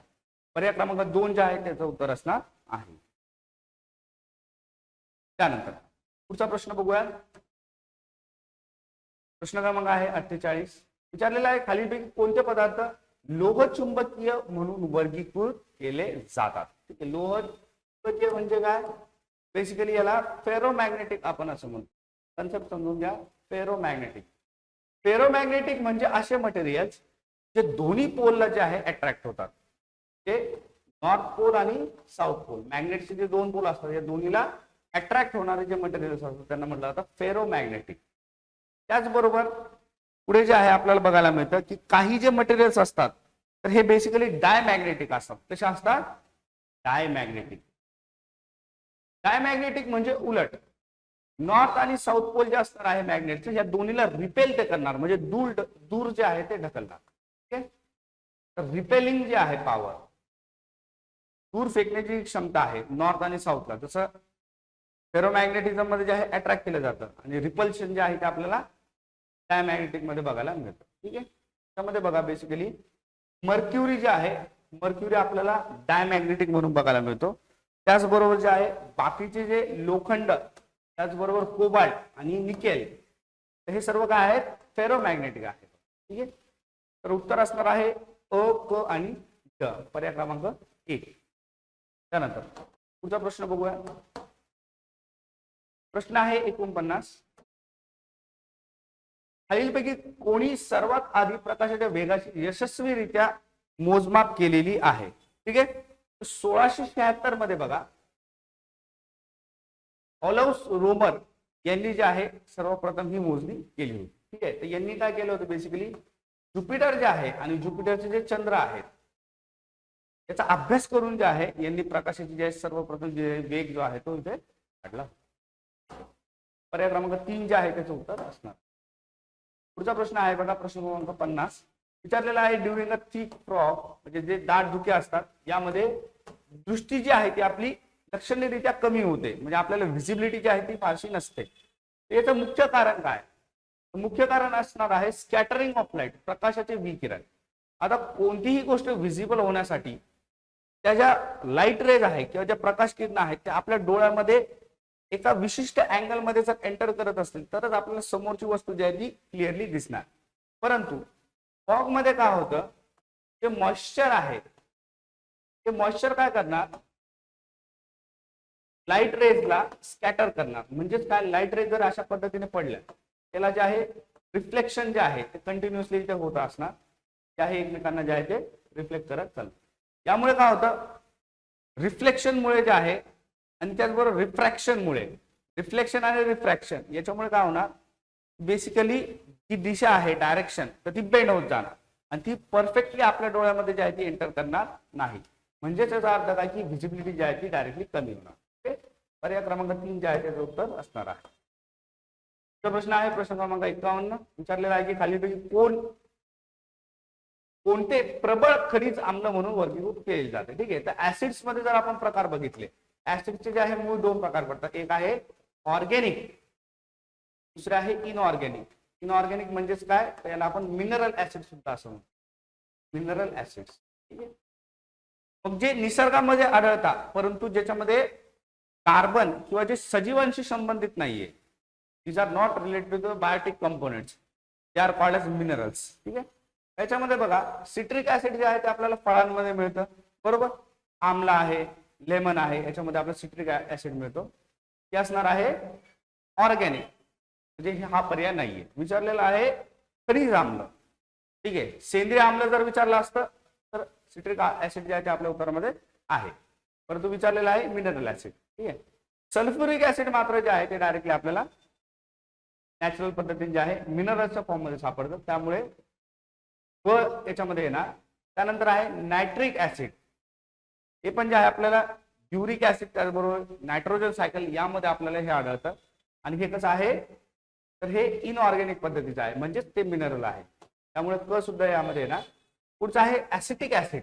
ऍसिटिक ऍसिड आपल्याला बऱ्याचशा फळ आणि भाज्यांमध्ये सुद्धा सापडतं, म्हणजे आणि ऍसिडिक ऍसिड. ऍपल आहे, त्यानंतर लेमन वगैरे आहे. ठीक आहे. तर हे दोन्ही ऍसिड जे आहेत ते आपल्याला सापडतात. म्हणजे ए आणि डी जे आहे तर हे असणार आहे ऑर्गॅनिक, तर हे आपल्या उत्तरामध्ये येणार नाही. उत्तर असणार आहे ब आणि क. पर्याय क्रमांक आहे ए. त्यानंतर पुढचा प्रश्न आहे प्रश्न क्रमांक 52. विचारलेल्या अणुबॉम्बच्या कार्यामध्ये वापरले जाणारे तत्व प्रामुख्याने खालीलपैकी कोणते आहे.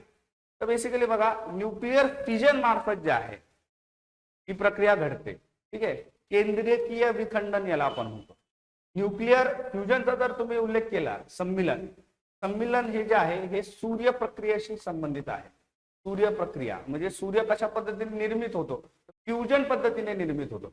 त्याचबरोबर तुम्ही जर बघितलं हायड्रोजन बॉम्ब, जो सध्या न्यूज मध्ये सुद्धा आहे हायड्रोजन बॉम्ब, तर हा हायड्रोजन बॉम्ब सुद्धा कशाशी संबंधित आहे तर न्यूक्लिअर फ्युजनशी संबंधित आहे.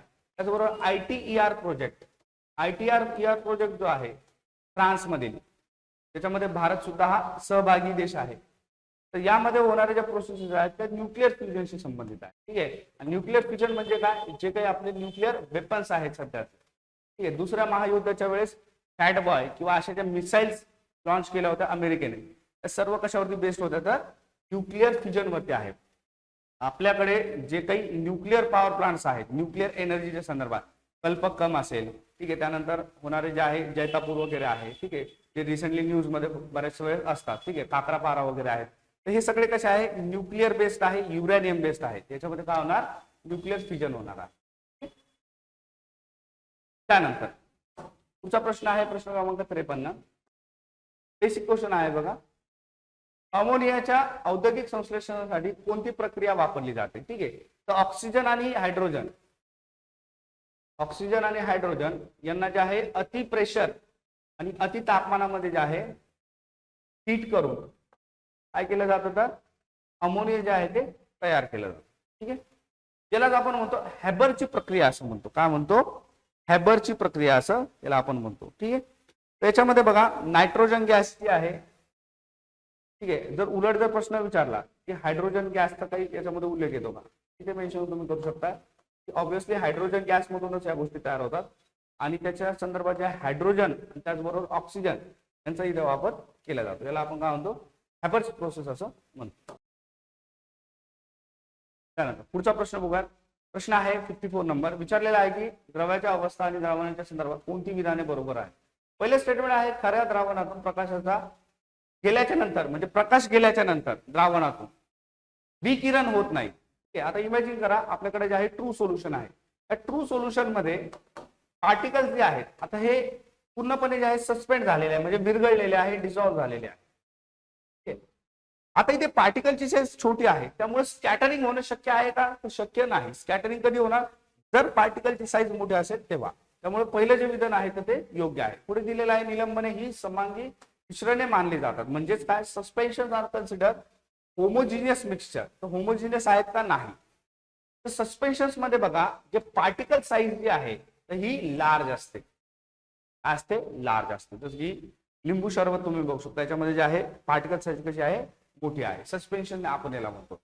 आणि ही मिक्सचर कशी असतात तर ही हेट्रोजिनियस असतात. ते असतात हेट्रोजिनियस. समांगी असतात का तर समांगी नाही. त्यानंतर पुढे आहे की टिंडल प्रभाव हा कलिली द्रवांचा एक वैशिष्ट्यपूर्ण प्रकाशीय गुणधर्म आहे.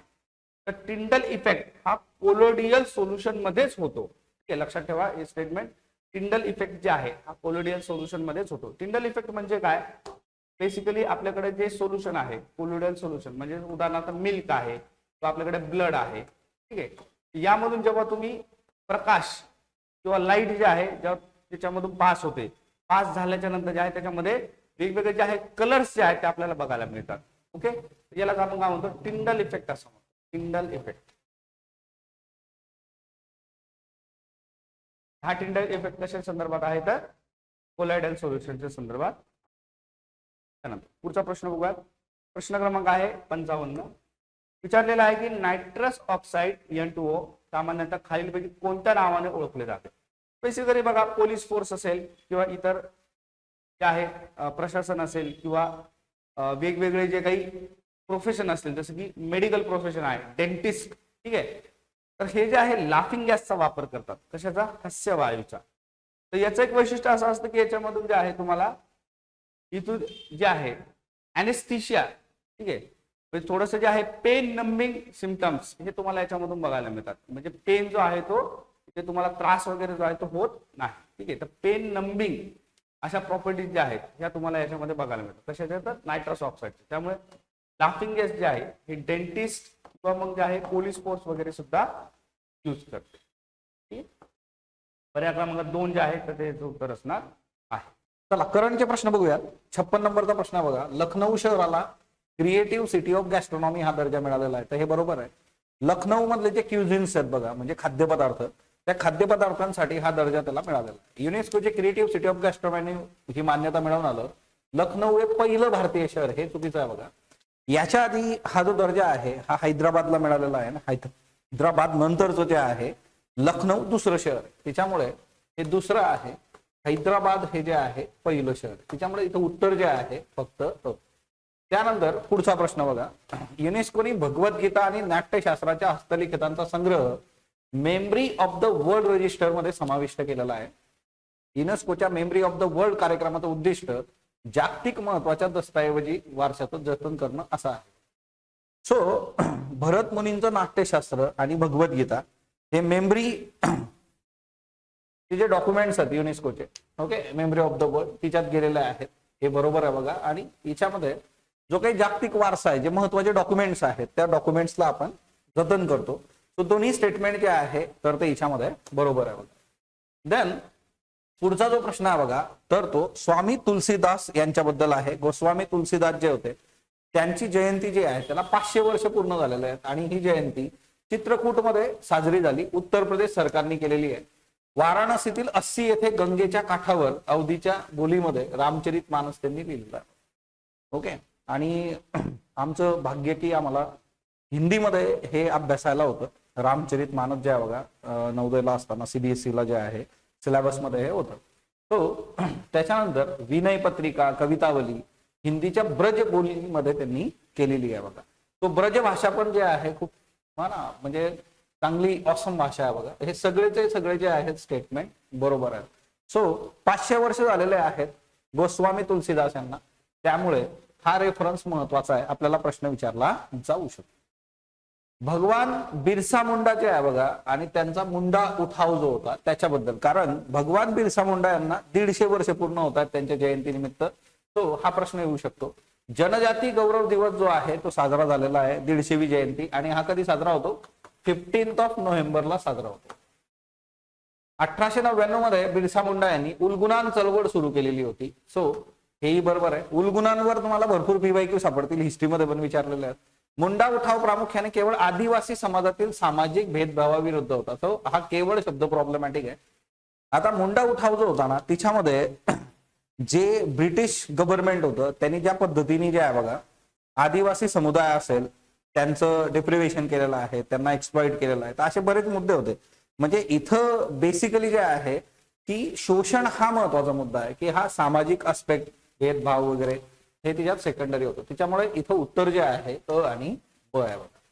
त्यानंतर नेक्स्ट वन, रमन मॅगसेसे पुरस्कार जो आहे त्याच्यावरती आपल्याला प्रश्न विचारलेला आहे. रमन मॅगसेसेवर आपण जर बघितलं असेल तर प्रश्न ऑलरेडी एमपीएससीने विचारलेला आहे. रमन मॅगसेसे अवॉर्ड जो आहे तर तो कुणाच्या प्रित्यर्थ दिला जातो वगैरे ह्या अँगलनी जे आहे प्रश्न विचारून झालेले आहे. सो रमन मॅगसेसे जे आहे तर याच्या बाबतीत एक खूप महत्वाची गोष्ट घडली आहे की एज्युकेट गर्ल्स ही एक स्वयंसेवी संस्था आहे. 2025 मध्ये त्यांनी रमन मॅगसेसे पुरस्कार जे आहे जिंकलेला आहे बघा त्या संस्थेने.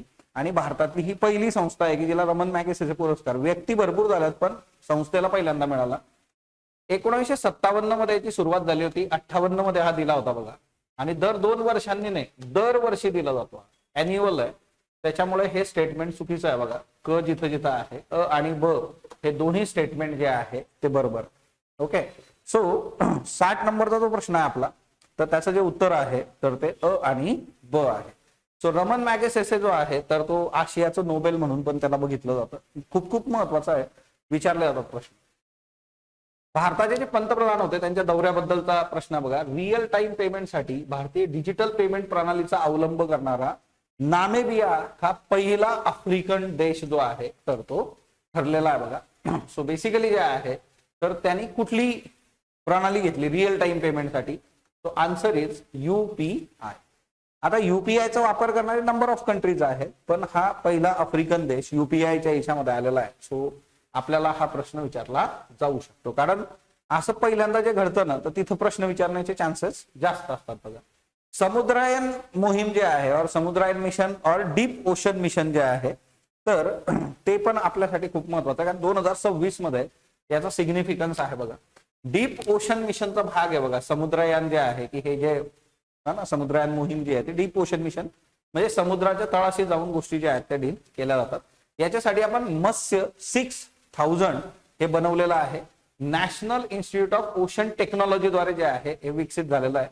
मत्स्य 6000 ची क्षमता सामान्य परिस्थितीत 12 तास आणि आपत्कालीन परिस्थितीत 96 तास एवढी आहे बघा. सो मत्स्य 6000 ची क्षमता तर ही पण बरोबर आहे. आणि डीप ओशन मिशनचं जे उद्दिष्ट आहे की सागरी संसाधनं जे आहे बघा त्याचा शाश्वत वापर करायचा आणि ब्ल्यू इकॉनॉमी जी आहे ओशनशी संबंधित समुद्राशी संबंधित असणारी इकॉनॉमी तिला पाठबळ देणं. सो याच्यामध्ये सगळे जे स्टेटमेंट्स आहेत समुद्रायन आणि डीप ओशन मिशन तर ते बरोबर आहेत. अ ब क ड असं याचं उत्तर आहे. आता महाराष्ट्रामधलं हायपरलूप प्रकल्प जो आहे त्याच्यापैकी कुठली कुठली हायपरलूप संबंधीची जी स्टेटमेंट्स आहेत ती बरोबर आहे. तर हायपरलूप त्याच्यावर काम सुरू आहे आणि येत्या काळात असं म्हटलं जातं पुणे मुंबईमध्ये हायपरलूप जेव्हा होईल तर तो तासांवरचा प्रवास आहे तो मिनिटांवर येणार आहे. तो हायपरलूप एक प्रकारचं कॅप्सूल असतं आणि त्याच्यात बसून तुम्ही प्रवास करू शकता साध्या सोप्या भाषेत. महाराष्ट्र सरकारने इंडियन इन्स्टिट्यूट ऑफ टेक्नॉलॉजी मद्रासद्वारे विकसित केलेल्या टूटर हायपरलूप प्रायव्हेट लिमिटेड या स्टार्टअप बरोबर करार केलेला आहे. तर हे बरोबर आहे. हायपरलूप हाय स्पीड वाहतूक प्रणाली आहे. कमी दाबाच्या नळ्यांमधून पॉड प्रवास करतात. पॉड म्हणजे ते कॅप्सूल जे आहे. सो हेही बरोबर आहे बघा. हायपरलूप तंत्रज्ञान प्रामुख्याने पाण्याखालून वाहतुकीसाठी, पाण्याखालून नाही बघा जमिनीवरून जातो, त्याच्यामुळे हे स्टेटमेंट चुकीचं आहे. अ आणि ब हे याचं उत्तर आहे. सो 63 मध्ये जे आहे आपल्याला अ आणि ब इज द आन्सर. 64 भारतातील सर्वात मोठ्या लिथियम आयन बॅटरी निर्मिती प्रकल्पाचं उद्घाटन जे आहे ते हरियाणामध्ये झालेलं आहे. आता बघा लिथियम ट्रायंगलवर पण आपण प्रश्न बघितलेला आहे. लिथियम ट्रायंगल आपल्यासाठी महत्वाचा आहे बघा. लिथियम ट्रायंगलवर प्रश्न तुम्हाला विचारले जाऊ शकतात आणि भारतामध्ये लिथियम आयनवर काम होणं, बॅटरीजवर काम होणं ते सुरू आहे. हरियाणामध्ये सगळ्यात मोठा प्रोजेक्ट येतोय आणि लिथियम आयन बॅटरीचा वापर इलेक्ट्रिक वाहनांमध्ये होतो. सो त्यामुळे दोन्ही स्टेटमेंट जे आहे तर ते बरोबर आहे. 65 भार्गवास्त्र जे आहे त्याच्याबाबत कोणते विधान किंवा कोणती विधानं बरोबर आहे? भार्गवास्त्र हे स्वदेशी बनावटीचं अँटी ड्रोन प्रणाली आहे. सो अँटी टँक मिसाईल वगैरे जे आहे आपण बघितलेले आहेत. कुठलंही तुम्हाला जर माहित असेल तर कमेंट बॉक्स मध्ये सांगा. अँटी टँक जे आहे बघा. सो एकंदर नाग जे आहे तर त्याच्या बाबतीत आपण हे बघतो. आता ही अँटी ड्रोन प्रणाली आहे. तो भार्गवास्त्र स्वदेशी बनावटीची अँटी ड्रोन प्रणाली आहे आणि प्रणाली केवळ नौदल युद्धासाठी विकसित करण्यात आलेली आहे. तर बघा हाच प्रॉब्लेम आहे. तर केवळ नौदल, तर ही जी प्रणाली आहे ही केवळ नौदलासाठी नाही आहे. ही जी आहे अदर दॅन नौदल जे आहे ती वापरली जाऊ शकते. त्यामुळे हे स्टेटमेंट चुकीचं आहे बघा. देन 66 नंबरचा प्रश्न बघा आपला. जागतिक आरोग्य संघटनेने 3x35 हा उपक्रम सुरू केलेला आहे बघा आणि याचं उद्दिष्ट जे आहे की 2035 पर्यंत आपल्याला आरोग्य कर लावून जे आहे अल्कोहोल असेल किंवा ना तंबाखूजन्य पदार्थ असतील त्याचं जे सेवन आहे बघा, किंवा साखरेचे पेय, म्हणजे हे सगळे साखरेचे पेय जे असतात ना, कोल्ड ड्रिंक्स वगैरे जे आहे बघा, त्याच्यातही मोठ्या प्रमाणात साखर आहे, 50% जे आहे ते कमी करायचं आहे. सो 50% जे आहे त्याचं प्रमाण कमी झालं पाहिजे. आणि दुसरी गोष्ट जी आहे, किमती ज्या आहेत त्याच्या, तर तिच्यामध्ये वाढ झाली पाहिजे 50% जे आहे बघा. ओके, हेल्थ टॅक्सेस जे आहे. आता काय होतं ना की तुम्हाला किमती जर वाढवल्या 50%, तर ऑब्विसली काय होईल की त्याचं कन्झम्पशन कमी होऊ शकतं. हे सरकारचं नोशन आहे. परंतु बऱ्याचदा व्यसनांच्या बाबतीत असंही दिसून येतं की मग जरी तिची किंमत वाढली असली तर बाकीच्या ठिकाणून कट डाऊन करून गोष्टी वापरल्या जातात. सो तो एक वेगळा सिनारिओ याच्यामध्ये. तर त्यामुळे जे आहे इथला जो सिनारिओ आहे बघा 66, दोन्ही स्टेटमेंट जे आहे तर ते योग्य आहे. 50% किमती आपल्याला त्यांच्या वाढवायच्या आणि त्याचं प्रमाण पण जे आहे ते कमी झालं पाहिजे त्या काळात. 3/35 जे आहे बघा. त्याच्यानंतर पुढचा जो प्रश्न आहे बघा, तर त्याचे मी करंटच्या लेक्चरमध्ये फोटो पण दाखवले होते. ट्रायकोमा हा डिसीज जो आहे डोळ्यांसंबंधीचा डिसीज आहे आणि भारताला सार्वजनिक आरोग्य समस्या म्हणून ट्रॅकोमाचं निर्मूलन केल्याचं प्रमाणपत्र मिळालेलं आहे. म्हणजे भारताने इलिमिनेट केलेला आहे बघा ट्रॅकोमा जो आहे तो. नेपाळ, म्यानमार नंतर ट्रॅकोमाचं निर्मूलन करणारा दक्षिण पूर्व आशियामधला तिसरा देश जो आहे तो भारत आहे. तर याच्या आधी नेपाळ आणि म्यानमारला हे मिळालेलं आहे इलिमिनेशनचं सर्टिफिकेट WHO द्वारे. ट्रॅकोमा जो आहे डोळ्यांचा आजार आहे, ज्याच्यामुळे जे आहे की आपल्याला प्रॉपरली ट्रीट नाही झालं तर मग ते ब्लाइंडनेस कडे पण जाऊ शकतो. सो A आणि B दोन्ही याचे उत्तर आहेत. देन वॉटर वर्थ जे आहे मेटा कंपनीशी संबंधित समुद्राखालचा केबल प्रकल्प आहे बघा. याच्यासाठी मुंबई आणि वायझॅक असे 2 शहर जे आहे तर ते निवडलेले आहेत आणि 5 कॉन्टिनेंट्सला हा जोडणार आहे. इथं तुम्हाला दिलेलं आहे की फक्त आशिया आफ्रिका खंडाला जोडेल, तर हे चुकीचं आहे. टोटल 5 कॉन्टिनेंटला जोडणार आहे. त्यामुळे उत्तर फक्त जे आहे तो आहे. हा कसा आहे, मेटाचा प्रोजेक्ट आहे, Facebook and all that. So 68चं उत्तर जे आहे तर ते A आहे. 69 जे आहे बघा, तो जपान जे आहे नुकत्याच बांधलेल्या 3D प्रिंटेड रेल्वे स्थानकाबाबत कोणतं विधान जे आहे तर ते बरोबर आहे. बांधकामाचा वेळ आणि मजुरीचा खर्च कमी करण्यासाठी स्थानकाची उभारणी 3D प्रिंटिंग तंत्रज्ञानाचा वापर करून करण्यात आलेली आहे. सो बेसिकली जपानने जे आहे 6 तासामध्ये 3D प्रिंटिंगचा वापर करून एक रेल्वे स्टेशन उभं केलं. आता हे जपानमध्ये अशा गोष्टी होऊ शकतात, भारतात जरा कठीण आहे. आणि इथं रेफरन्स जो दिलाय तुम्हाला तिसऱ्या याच्यामध्ये की हा मुंबई अहमदाबाद बुलेट ट्रेन कॉरिडॉरचा एक भाग म्हणून राबवण्यात आहे, चुकीचं आहे. हा पूर्ण प्रोजेक्टच जपानमध्ये. असं जर भारतात झालं असतं बघा तर प्रत्येक पेपरची फ्रंटलाईन ही फ्रंट पेजवर हीच न्यूज राहिली असते है ना. व्हॉट्सअप विश्वविद्यालयाने भरून टाकला असतं. एका दिवसापेक्षा कमी काळात, तर तुम्हाला सांगितलं 6 तासामध्ये बांधलं होतं. So A and B is the answer. Then 70 नंबरचा प्रश्न बघा, बिरसा 010. आता आपण बिरसा मुंडांचा रेफरन्स ऑलरेडी बघितलेला आहे. बिरसा मुंडांची 150वी जयंती आणि ती 150वी जयंती आहे म्हणून इथं एक फार फार महत्वाचा जो आहे आस्पेक्ट आहे. बिरसा 101 याच्या बाबत जे आहे ही क्रिस्पर आधारित जीन एडिटिंग थेरपी आहे बघा, भारताची पहिली स्वदेशी. ओके, आणि सिकल सेल अॅनिमियासाठी आणलेली आहे. हे पण बरोबर आहे. सिकल सेल अॅनिमियासाठी पहिली क्रिस्पर जीन एडिटिंग सिस्टम. तो बिरसा 101 थेरपी विषाणूजन्य संसर्ग बरा करण्यासाठी जे आहे पारंपरिक लस तंत्रज्ञानाचा वापर करते. सो हे मात्र चुकीचं आहे. तो हे काय आहे ना, सिकल सेल अॅनिमियासाठी आहे. तिसरा जो स्टेटमेंट आहे आपलं तर ते चुकीचं आहे. त्याच्यामुळे जे आहे A and B is the answer. So आता बघा करंटसाठी युट्यूबवर पण सिरीज आहे आपली, ती तुम्ही बघू शकता. आणि येणाऱ्या संडेला 17 तारखेला आपलं जे आहे तर ते करंटचं 1 डे रिव्हिजन सेशन आहे, ते तुम्ही करा जेणेकरून तुम्हाला करंटमध्ये प्रॉब्लेम येणार नाही. आपण जेवढे मॅक्झिमम पॉसिबिलिटीज आहेत करंटच्या त्या सगळ्या ज्या आहे कव्हर करणार आहोत. सो ते मिस करू नका, ते तुमच्यासाठी महत्वाचं असेल. चला इकॉनॉमीचा पहिला प्रश्न बघा 71 नंबरचा जो आहे, किमान पर्यायी करचं उद्दिष्ट शून्य कर कंपन्या ज्या असतात, 0 टॅक्स कंपनी जे आहे त्यांना करामध्ये आणणं. कारण हे पुस्तकी नफा कमवतात, म्हणजे ऑन पेपर जे आहे दाखवतात लॉस आला हे आला आणि कर भरत नाही, तर त्यांना जे आहे अशा ज्या कंपन्या आहेत 0 टॅक्स कंपनीज की आम्हाला लॉस झाला हे झाला ऑन पेपर दाखवायचं, सो त्यांना मिनिमम जो आहे तर तो मिनिमम अल्टरनेटिव्ह टॅक्स भरणं अपेक्षित आहे. मॅट मध्ये जे आहे कॉर्पोरेट कंपन्या ज्या आहेत त्यांना हे लागू होतं. आणि याचाच जो अल्टरनेटिव्ह मिनिमम टॅक्स नावाची कन्सेप्ट आहे, म्हणजे पर्यायी किमान कर, हा मॅट प्रमाणेच आहे पण तो बिगर कॉर्पोरेटला आहे. सो तीनही स्टेटमेंट जे आहे ते बरोबर आहेत बघा वरील सर्व. तो आता आपलं शुक्रवारी वन डे रिव्हिजन सेशन पण आहे इकॉनॉमीचं. तुम्हाला त्याच्यामध्ये इकॉनॉमीच्या नोट्स पण ज्या आहेत तर त्या दिल्या जाणार आहेत बघा. म्हणजे पॉलिटी असेल, इकॉनॉमी असेल, हिस्ट्री असेल. सो त्या नोट्स पण तुम्हाला वन डे रिव्हिजन सेशन मध्ये काही विद्यार्थ्यांचा जो कन्सर्न होता तर त्या मिळणार आहेत. ऑनलाईन अपलोड केल्या आहेत आणि आता आपल्या नोट्स मार्केटमध्ये ज्या आलेल्या आहेत बघा त्या तुम्हाला मिळतील वन डे रिव्हिजन सेशन मध्ये. म्हणजे 199 मध्ये ते इन्क्लूड आहे. आणि जी लोक ऑनलाईन आहेत तर ते कुणाला तरी सांगून इथून कलेक्ट करू शकतात. ओके. आणि तशाही तुमच्या ऑनलाईनच्या कोर्समध्ये नोट्स तशा असणारच आहेत, त्यात काही वाद नाही. तो जर कुणी असलं तर ते हार्ड कॉपीज पण जे आहे इथून घेऊन जाऊ शकतात. तर ते पण एक लक्षात ठेवा. आणि वन डे रिव्हिजन सेशन नीट करा. म्हणजे अशा ज्या कन्सेप्ट आहेत आपल्या त्या तिथल्या तिथं आपल्या क्लिअर होऊन जातात बघा.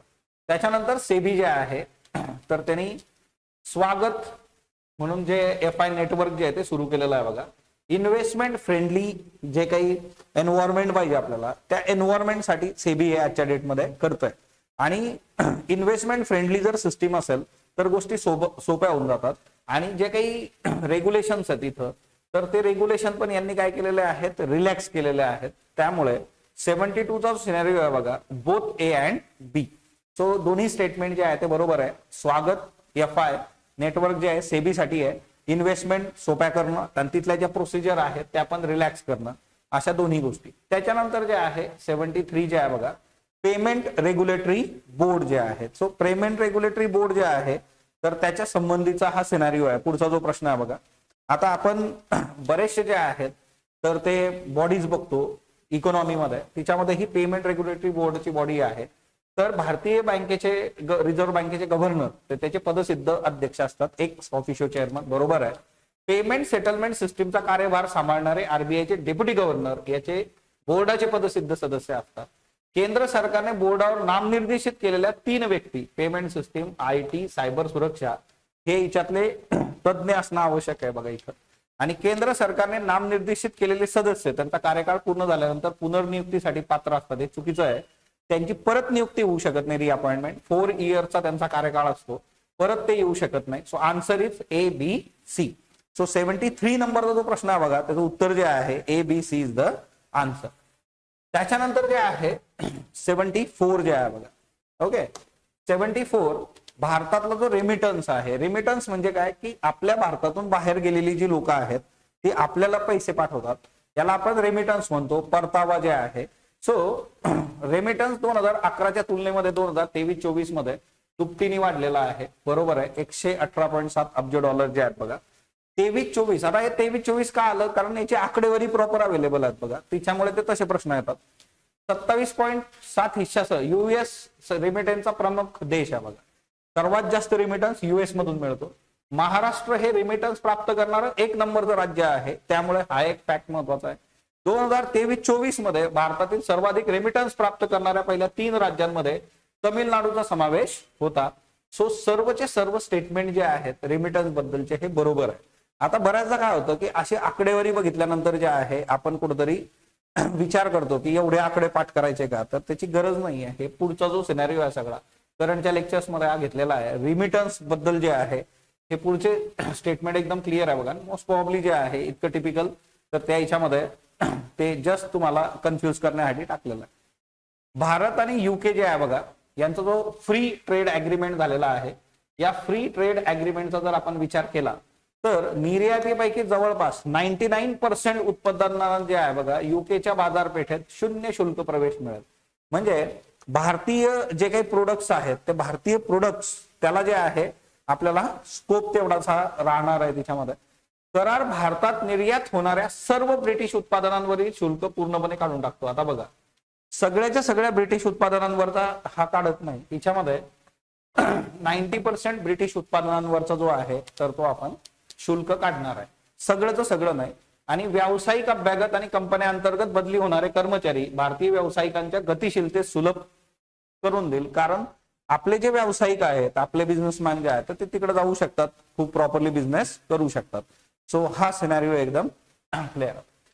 सो हा जो B आहे हा चुकीचा आहे, त्याच्यामुळे आपलं उत्तर जे आहे ते A अँड C जे आहे ना, हे बरोबर आहे बघा. 100% त्यांना शुल्क फ्री नाहीये.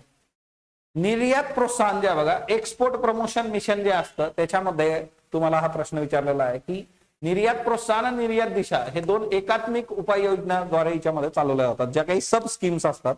तर त्या सब स्कीमचा जर विचार केला तुम्ही तर एकंदर एकतर निर्यात दिशा, ओके, आणि निर्यात प्रोत्साहन अशा सब स्कीम निर्यात प्रोत्साहन मध्ये आहेत आणि त्यांचं उद्दिष्ट आपल्याला बघायचं आहे. निर्यात प्रोत्साहन ही निर्यातदारांची स्पर्धात्मकता सुधारण्यासाठी असलेली एक बिगर आर्थिक सहाय्यता जी आहे योजना आहे. तर एकतर जे आहे बघा हिच्यामध्ये काय केलं जातं की तुम्हाला नॉन फिनान्शियल नाही फिनान्शियल सपोर्ट दिला जातो. त्यामुळे जे आहे ना की बिगर आर्थिक नाही, नॉन फिनान्शियल नाही, इट्स अ फिनान्शियल जे आहे बघा, तर तुम्हाला सपोर्ट मिळतो याच्यातून, तुम्हाला जे आहे आर्थिक सहाय्य केलं जातं. त्याच्यामुळे हे स्टेटमेंट चुकीचं आहे. आणि निर्यात दिशा निर्यातदारांची बाजारपेठेची सज्जता किंवा स्पर्धात्मकता वाढवण्यासाठी डिझाईन केलेलं आहे.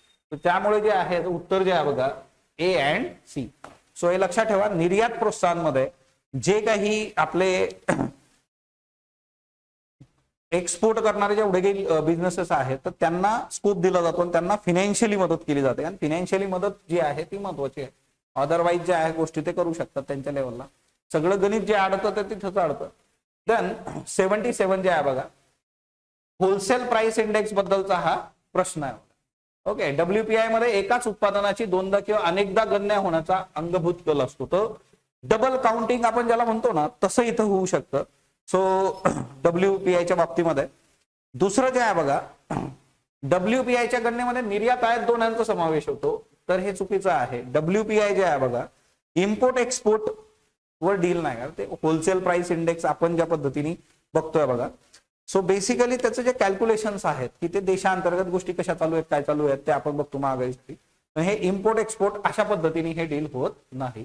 WPI मध्ये सेवा क्षेत्राचा समावेश नसतो आणि भारताच्या जीडीपी मध्ये 55% ते योगदान देतं. सो WPI जे आहे तिथं सेवा क्षेत्राचा समावेश नाहीये आणि जवळपास ते 55% डील करतो. सो अ आणि क हे याच्यामध्ये बरोबर आहे. एक्सपोर्ट इम्पोर्टचा इथं WPI मध्ये डिरेक्टली संबंध येत नाही कॅल्क्युलेशन्स मध्ये. देन उत्पन्न विषमतेबाबत खालीलपैकी कोणती विधानं बरोबर आहेत बघा.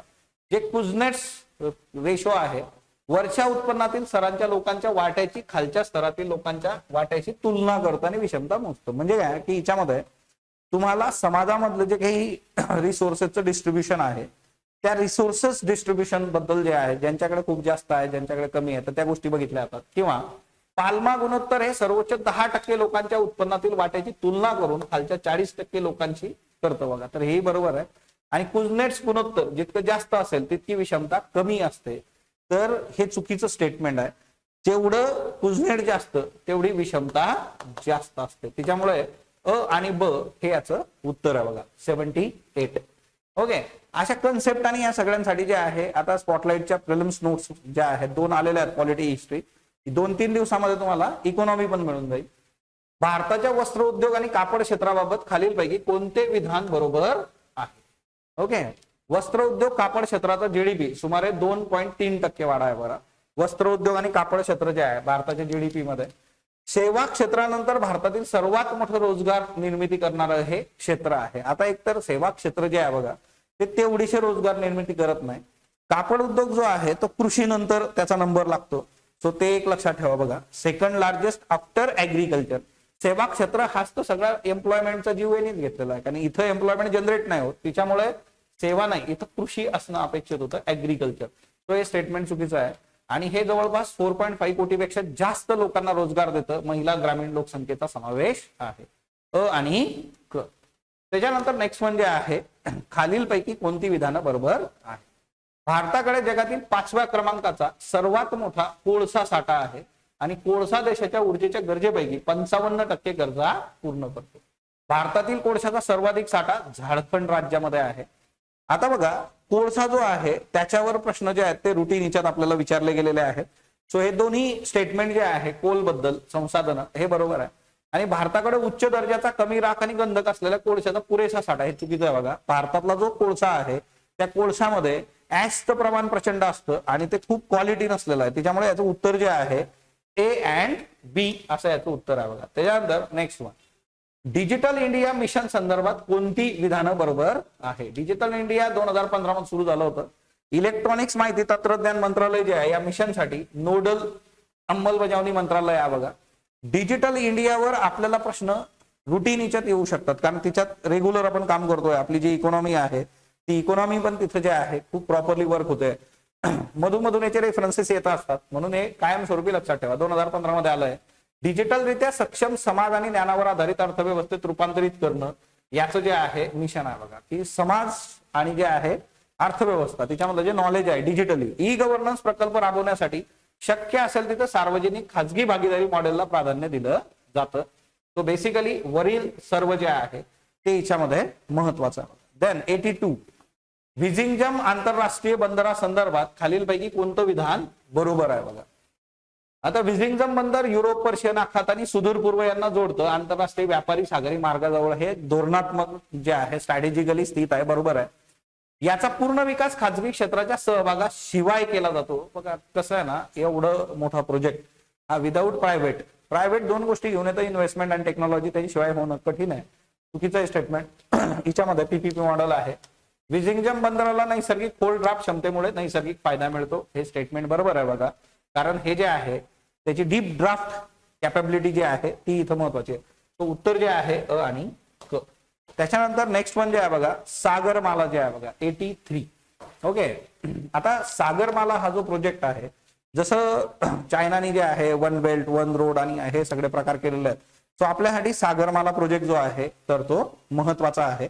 आता एकंदर जे आहे बघा सागरमाला मध्ये जे आहे 2015 मध्ये बंदर, जहाज बांधणी, जलमार्ग मंत्रालयाने सुरू केलं होतं, किंवा भारताच्या जवळपास 11,098 किलोमीटर किनारपट्टी आणि 14,500 किमी जलमार्गाच्या क्षमतेचा वापर याच्यामध्ये केलेला आहे बघा. आता इथं जे नेक्स्ट स्टेटमेंट आहे, केवळ केंद्र सरकारद्वारे प्रदान केलेल्या अर्थसंकल्पीय सहाय्यातून निधी दिला जातो. तर हे चुकीचं आहे बघा. तर याच्यामध्ये पीपीपी आहे किंवा बाकीच्या गोष्टी पण आहेत बघा, ग्रँट इन एड आहे, इक्विटी आहे, special purpose vehicles. So basic फक्त आणि फक्त अर्थसंकल्पीय याच्यावर गोष्टी वर्क होणार नाही. आपण त्याच्या सप्लिमेंटरी ग्रांट्स वगैरे कितीतरी गोष्टी बघतो. सो बेसिकली हे चुकीचं आहे बघा स्टेटमेंट. 2025 मध्ये सुरू करण्यात आलेल्या सागरमाला 2 याच्यामध्ये जहाज बांधणी, जहाजाची दुरुस्ती, जहाजाचं रिसायकलिंग, आधुनिकीकरण याच्यावर लक्ष केंद्रित केलं जातं. सो इथं जे आहे बघा क आपण काढून टाकला आपला. बेसिकली अ ब ड हे याचं उत्तर आहे. देन नेक्स्ट वन, खालीलपैकी कोणतं विधान जे आहे तर ते बरोबर आहे बघा. सो वेतन संहिता 2019 नुसार किमान वेतन सार्वजनिक खाजगी अशा दोन्ही क्षेत्रातील रोजगारांना लागू आहे. आपली जी वेतन संहिता लागू झालेली आहे त्याच्यानुसार आपल्याला प्रश्न उद्या विचारले जाऊ शकतात. सो हे बरोबर आहे बघा. 2019च्या अंतर्गत किमान वेतन संघटित असंघटित दोन्ही क्षेत्रांना लागू होतं, हेही बरोबर आहे. किमान वेतन कायदा 1948 ने राज्य सरकारांना किमान वेतनात सुधारणा करण्यास प्रतिबंध केलेला आहे. सो इथं हे स्टेटमेंट मात्र चुकीचं आहे, कारण राज्य सरकार जे आहेत तीही याच्यामध्ये चेंजेस करू शकतात आणि राज्य सरकारांना जे आहे तुम्हाला मिनिमम वेतन जे आहे ते फिक्स करणं, त्याला रिव्ह्यू करणं किंवा ते रेज करणं हे अधिकार आहेत. त्यामुळे इथं जे आहे अ आणि ब हेच बरोबर आहे. देन नेक्स्ट वन, शाश्वत वाहतुकीचं दशक 2026 ते 2035 कोणत्या संस्थेद्वारे घोषित करण्यात आलं. सो युनायटेड नेशननी हे केलेलं आहे आणि 2026 त्याच्यामुळे हा प्रश्न विचारला. सो युनायटेड नेशननी हे केलेलं आहे बघा. Okay, so one day revision session miss करू नका. One day revision session online offline दोन्ही पद्धतीने जे आहे आयोजित होत आहेत सगळ्याचे, इकॉनॉमीचे पण आहेत. सो त्याच्यामध्ये आपण भेटू. चला पॉलिटीचे प्रश्न बघूयात. पॉलिटीचे प्रश्न बघण्याआधी एक महत्वाचं जे आहे ते म्हणजे काय, की आता समजा पॉलिटीची नोट जी आहे ती मार्केटमध्ये अवेलेबल झालेली आहे. वन डे रिव्हिजन सेशन आपलं मंगळवारी असणार आहे. वन डे रिव्हिजन सेशनला जे विद्यार्थी असतील त्यांना ही नोट मिळणार आहे. जे विद्यार्थी ऑनलाईन असतील त्यांना जे आहे तर ते ऑनलाईन नोट प्रोव्हाइड केलेली आहे. पण तुम्हाला ही हार्ड कॉपी जी आहे तर तीही मिळू शकते, पण तुम्हाला ती अकॅडमीतून कलेक्ट करणं गरजेचं आहे. म्हणजे तुम्ही कुणाला सांगू शकता किंवा येऊन घेऊन गेलात तरी चालेल. तो वन डे रिव्हिजन सेशनला जे विद्यार्थी असणार आहेत त्यांना ह्या नोट्स ज्या आहेत तर त्या मिळणार आहेत. ओके, म्हणजे तुम्ही इतिहासाच्या वन डे रिव्हिजन सेशनला आलात तुम्हाला इतिहासाची नोट मिळेल. फक्त याच्यामध्ये एक गोष्ट असेल की आता समजा काही नोट्स अजून यायचे आहेत त्या नेक्स्ट वीक पर्यंत येईल. तुम्ही वन डे रिव्हिजन सेशन जरी अटेंड केलेलं असलं, नोट्स आल्यानंतर तुम्ही ती नोट्स कलेक्ट करू शकता, ती तुम्हाला मिळेल. फक्त मग असं एक गोष्ट क्लिअर राहील बघा तिच्यामध्ये, कारण आता याच्यामध्ये भूगोलाची नोट जी आहे तर ती ह्या वीकमध्ये समजा येईल मार्केटला किंवा इकॉनॉमिकची, तर मग त्या नोट्स तुम्हाला तेव्हा तेव्हा मिळतील. जरी रिव्हिजन आधी होऊन गेलेला असलं आपलं वन डे रिव्हिजन सेशन, तर तुम्ही नंतर येऊन ती नोट कलेक्ट करू शकता. ओके. आणि तुम्हाला सॉफ्ट कॉपी ज्या आहेत बाकीच्या नोटच्या ज्या आहेत तर त्या ऑलरेडी ऍपवर टाकलेल्या आहेत बघा. तो इथून पुढे पण जे आहे सामान्य विज्ञान असेल तर ती नोट पण तुम्हाला मिळेल. म्हणजे जर तुम्ही वन डे रिव्हिजन सेशन केलं असेल तर त्या केसमध्ये या नोट्स पण तुम्हाला मिळतील. तर हे लक्षात ठेवा फक्त की बाबा आजच मला नोट पाहिजे तर ती नोट अजून प्रोसेसमध्ये आहेत पुढच्या, सो त्या केसमध्ये त्या आल्यानंतर दिल्या जातील. जे विद्यार्थी वन डे रिव्हिजन सेशनचा भाग असतील त्यांना हे असणार आहे बघा. सो मंगळवारपासून आपले वन डे रिव्हिजन सेशन सुरू होत आहेत. सो ते प्रॉपरली करा आणि तुमचा जो शेवटचा बूस्ट असतो प्रिलिमच्या आधीचा त्याला तुम्हाला जे आहे प्रचंड बेनिफिट त्याच्यातून मिळेल बघा. तो पहिला प्रश्न बघा, राज्य संस्था कोणत्याही व्यक्तीस भारताच्या राज्य क्षेत्रात कार्यक्षेत्रामध्ये कायद्यासमोर समानता किंवा कायद्याचं समान संरक्षण नाकारणार नाही. आर्टिकल 14 बरोबर आहे बघा. हक्क भारताच्या नागरिक परकीय नागरिकांना सुद्धा आहे. सो अ आणि ब दोन्ही याचं उत्तर आहे. ओके. सो 86 जे आहे तर तिच्यामध्ये तुम्हाला कायद्यासमोर समानता असणार आहे, कुणालाही जे आहे विशेष अधिकार नसतील, कायद्याचं सर्वांना समान संरक्षण असणार आहे. ओके. त्याच्यानंतर पुढचा प्रश्न जे आहे बघा, खालीलपैकी कोणतं विधान जे आहे ते बरोबर आहे. अंतरिम शासन सप्टेंबर 1946 ला अस्तित्वात आलं. मुस्लिम लीग यामध्ये सहभागी झाली नव्हती. मुस्लिम लीग जे आहे ती नंतर सहभागी झाली होती. मुस्लिम लीग सहभागी नव्हतीच असं नव्हतं. मुस्लिम लीग ही नंतर सहभागी झालेली आहे आणि सरकारचे प्रमुख पंडित जवाहरलाल नेहरू होते, ते व्हाईस प्रेसिडेंट होते बघा इथं. आणि जे अधिकार होते तर ते गव्हर्नर जनरल किंवा ते व्हायसराय त्यांच्याकडे होते. सो एकंदर जे आहे सप्टेंबर 1946 हा एकमेव रेफरन्स याच्यातला जो आहे तो बरोबर आहे. मुस्लिम लीगने नंतर एंट्री घेतलेली आहे आणि सगळे अधिकार पंडित जवाहरलाल नेहरूंकडे नव्हते कारण ते त्या सगळ्या याच्यामध्ये व्हाईस प्रेसिडेंट होते. सो हा रेफरन्स एक लक्षात ठेवा. त्याच्यानंतर नेक्स्ट वन जे आहे बघा, स्टेट रिऑर्गनायझेशन ऍक्ट जो आहे त्याच्यानुसार प्रश्न आहे की राज्य पुनर्रचना कायद्यानुसार खालीलपैकी कोणते प्रदेश केंद्रशासित प्रदेशामध्ये होते. तो इथं जे आहे बघा तुम्हाला अंदमान निकोबार, दिल्ली, दादरा नगर हवेली, हिमाचल प्रदेश. तो त्यावेळेस जे आहे 6 प्रदेश आपल्याला भेटतात आणि या 6 प्रदेशांमध्ये जे आहे आपलं अंदमान निकोबार, त्याच्यानंतर दिल्ली आणि हिमाचल प्रदेश आणि याच्या बरोबरच जे आहे लक्षद्वीप जे आहेत बेट, त्रिपुरा आहे, मणिपूर आहे, असे 6 होते. त्याच्यामुळे तुमचं उत्तर जे आहे A-C-A-B-D जे आहे बघा 4. त्याच्यानंतर पुढचा जो प्रश्न आहे, भारतीय नागरिकासोबत विवाह केल्यानंतर त्या व्यक्तीला भारतामध्ये सामान्यतः किती काळ निवास करावा लागेल जेणेकरून भारताचं नागरिकत्व मिळू शकतं.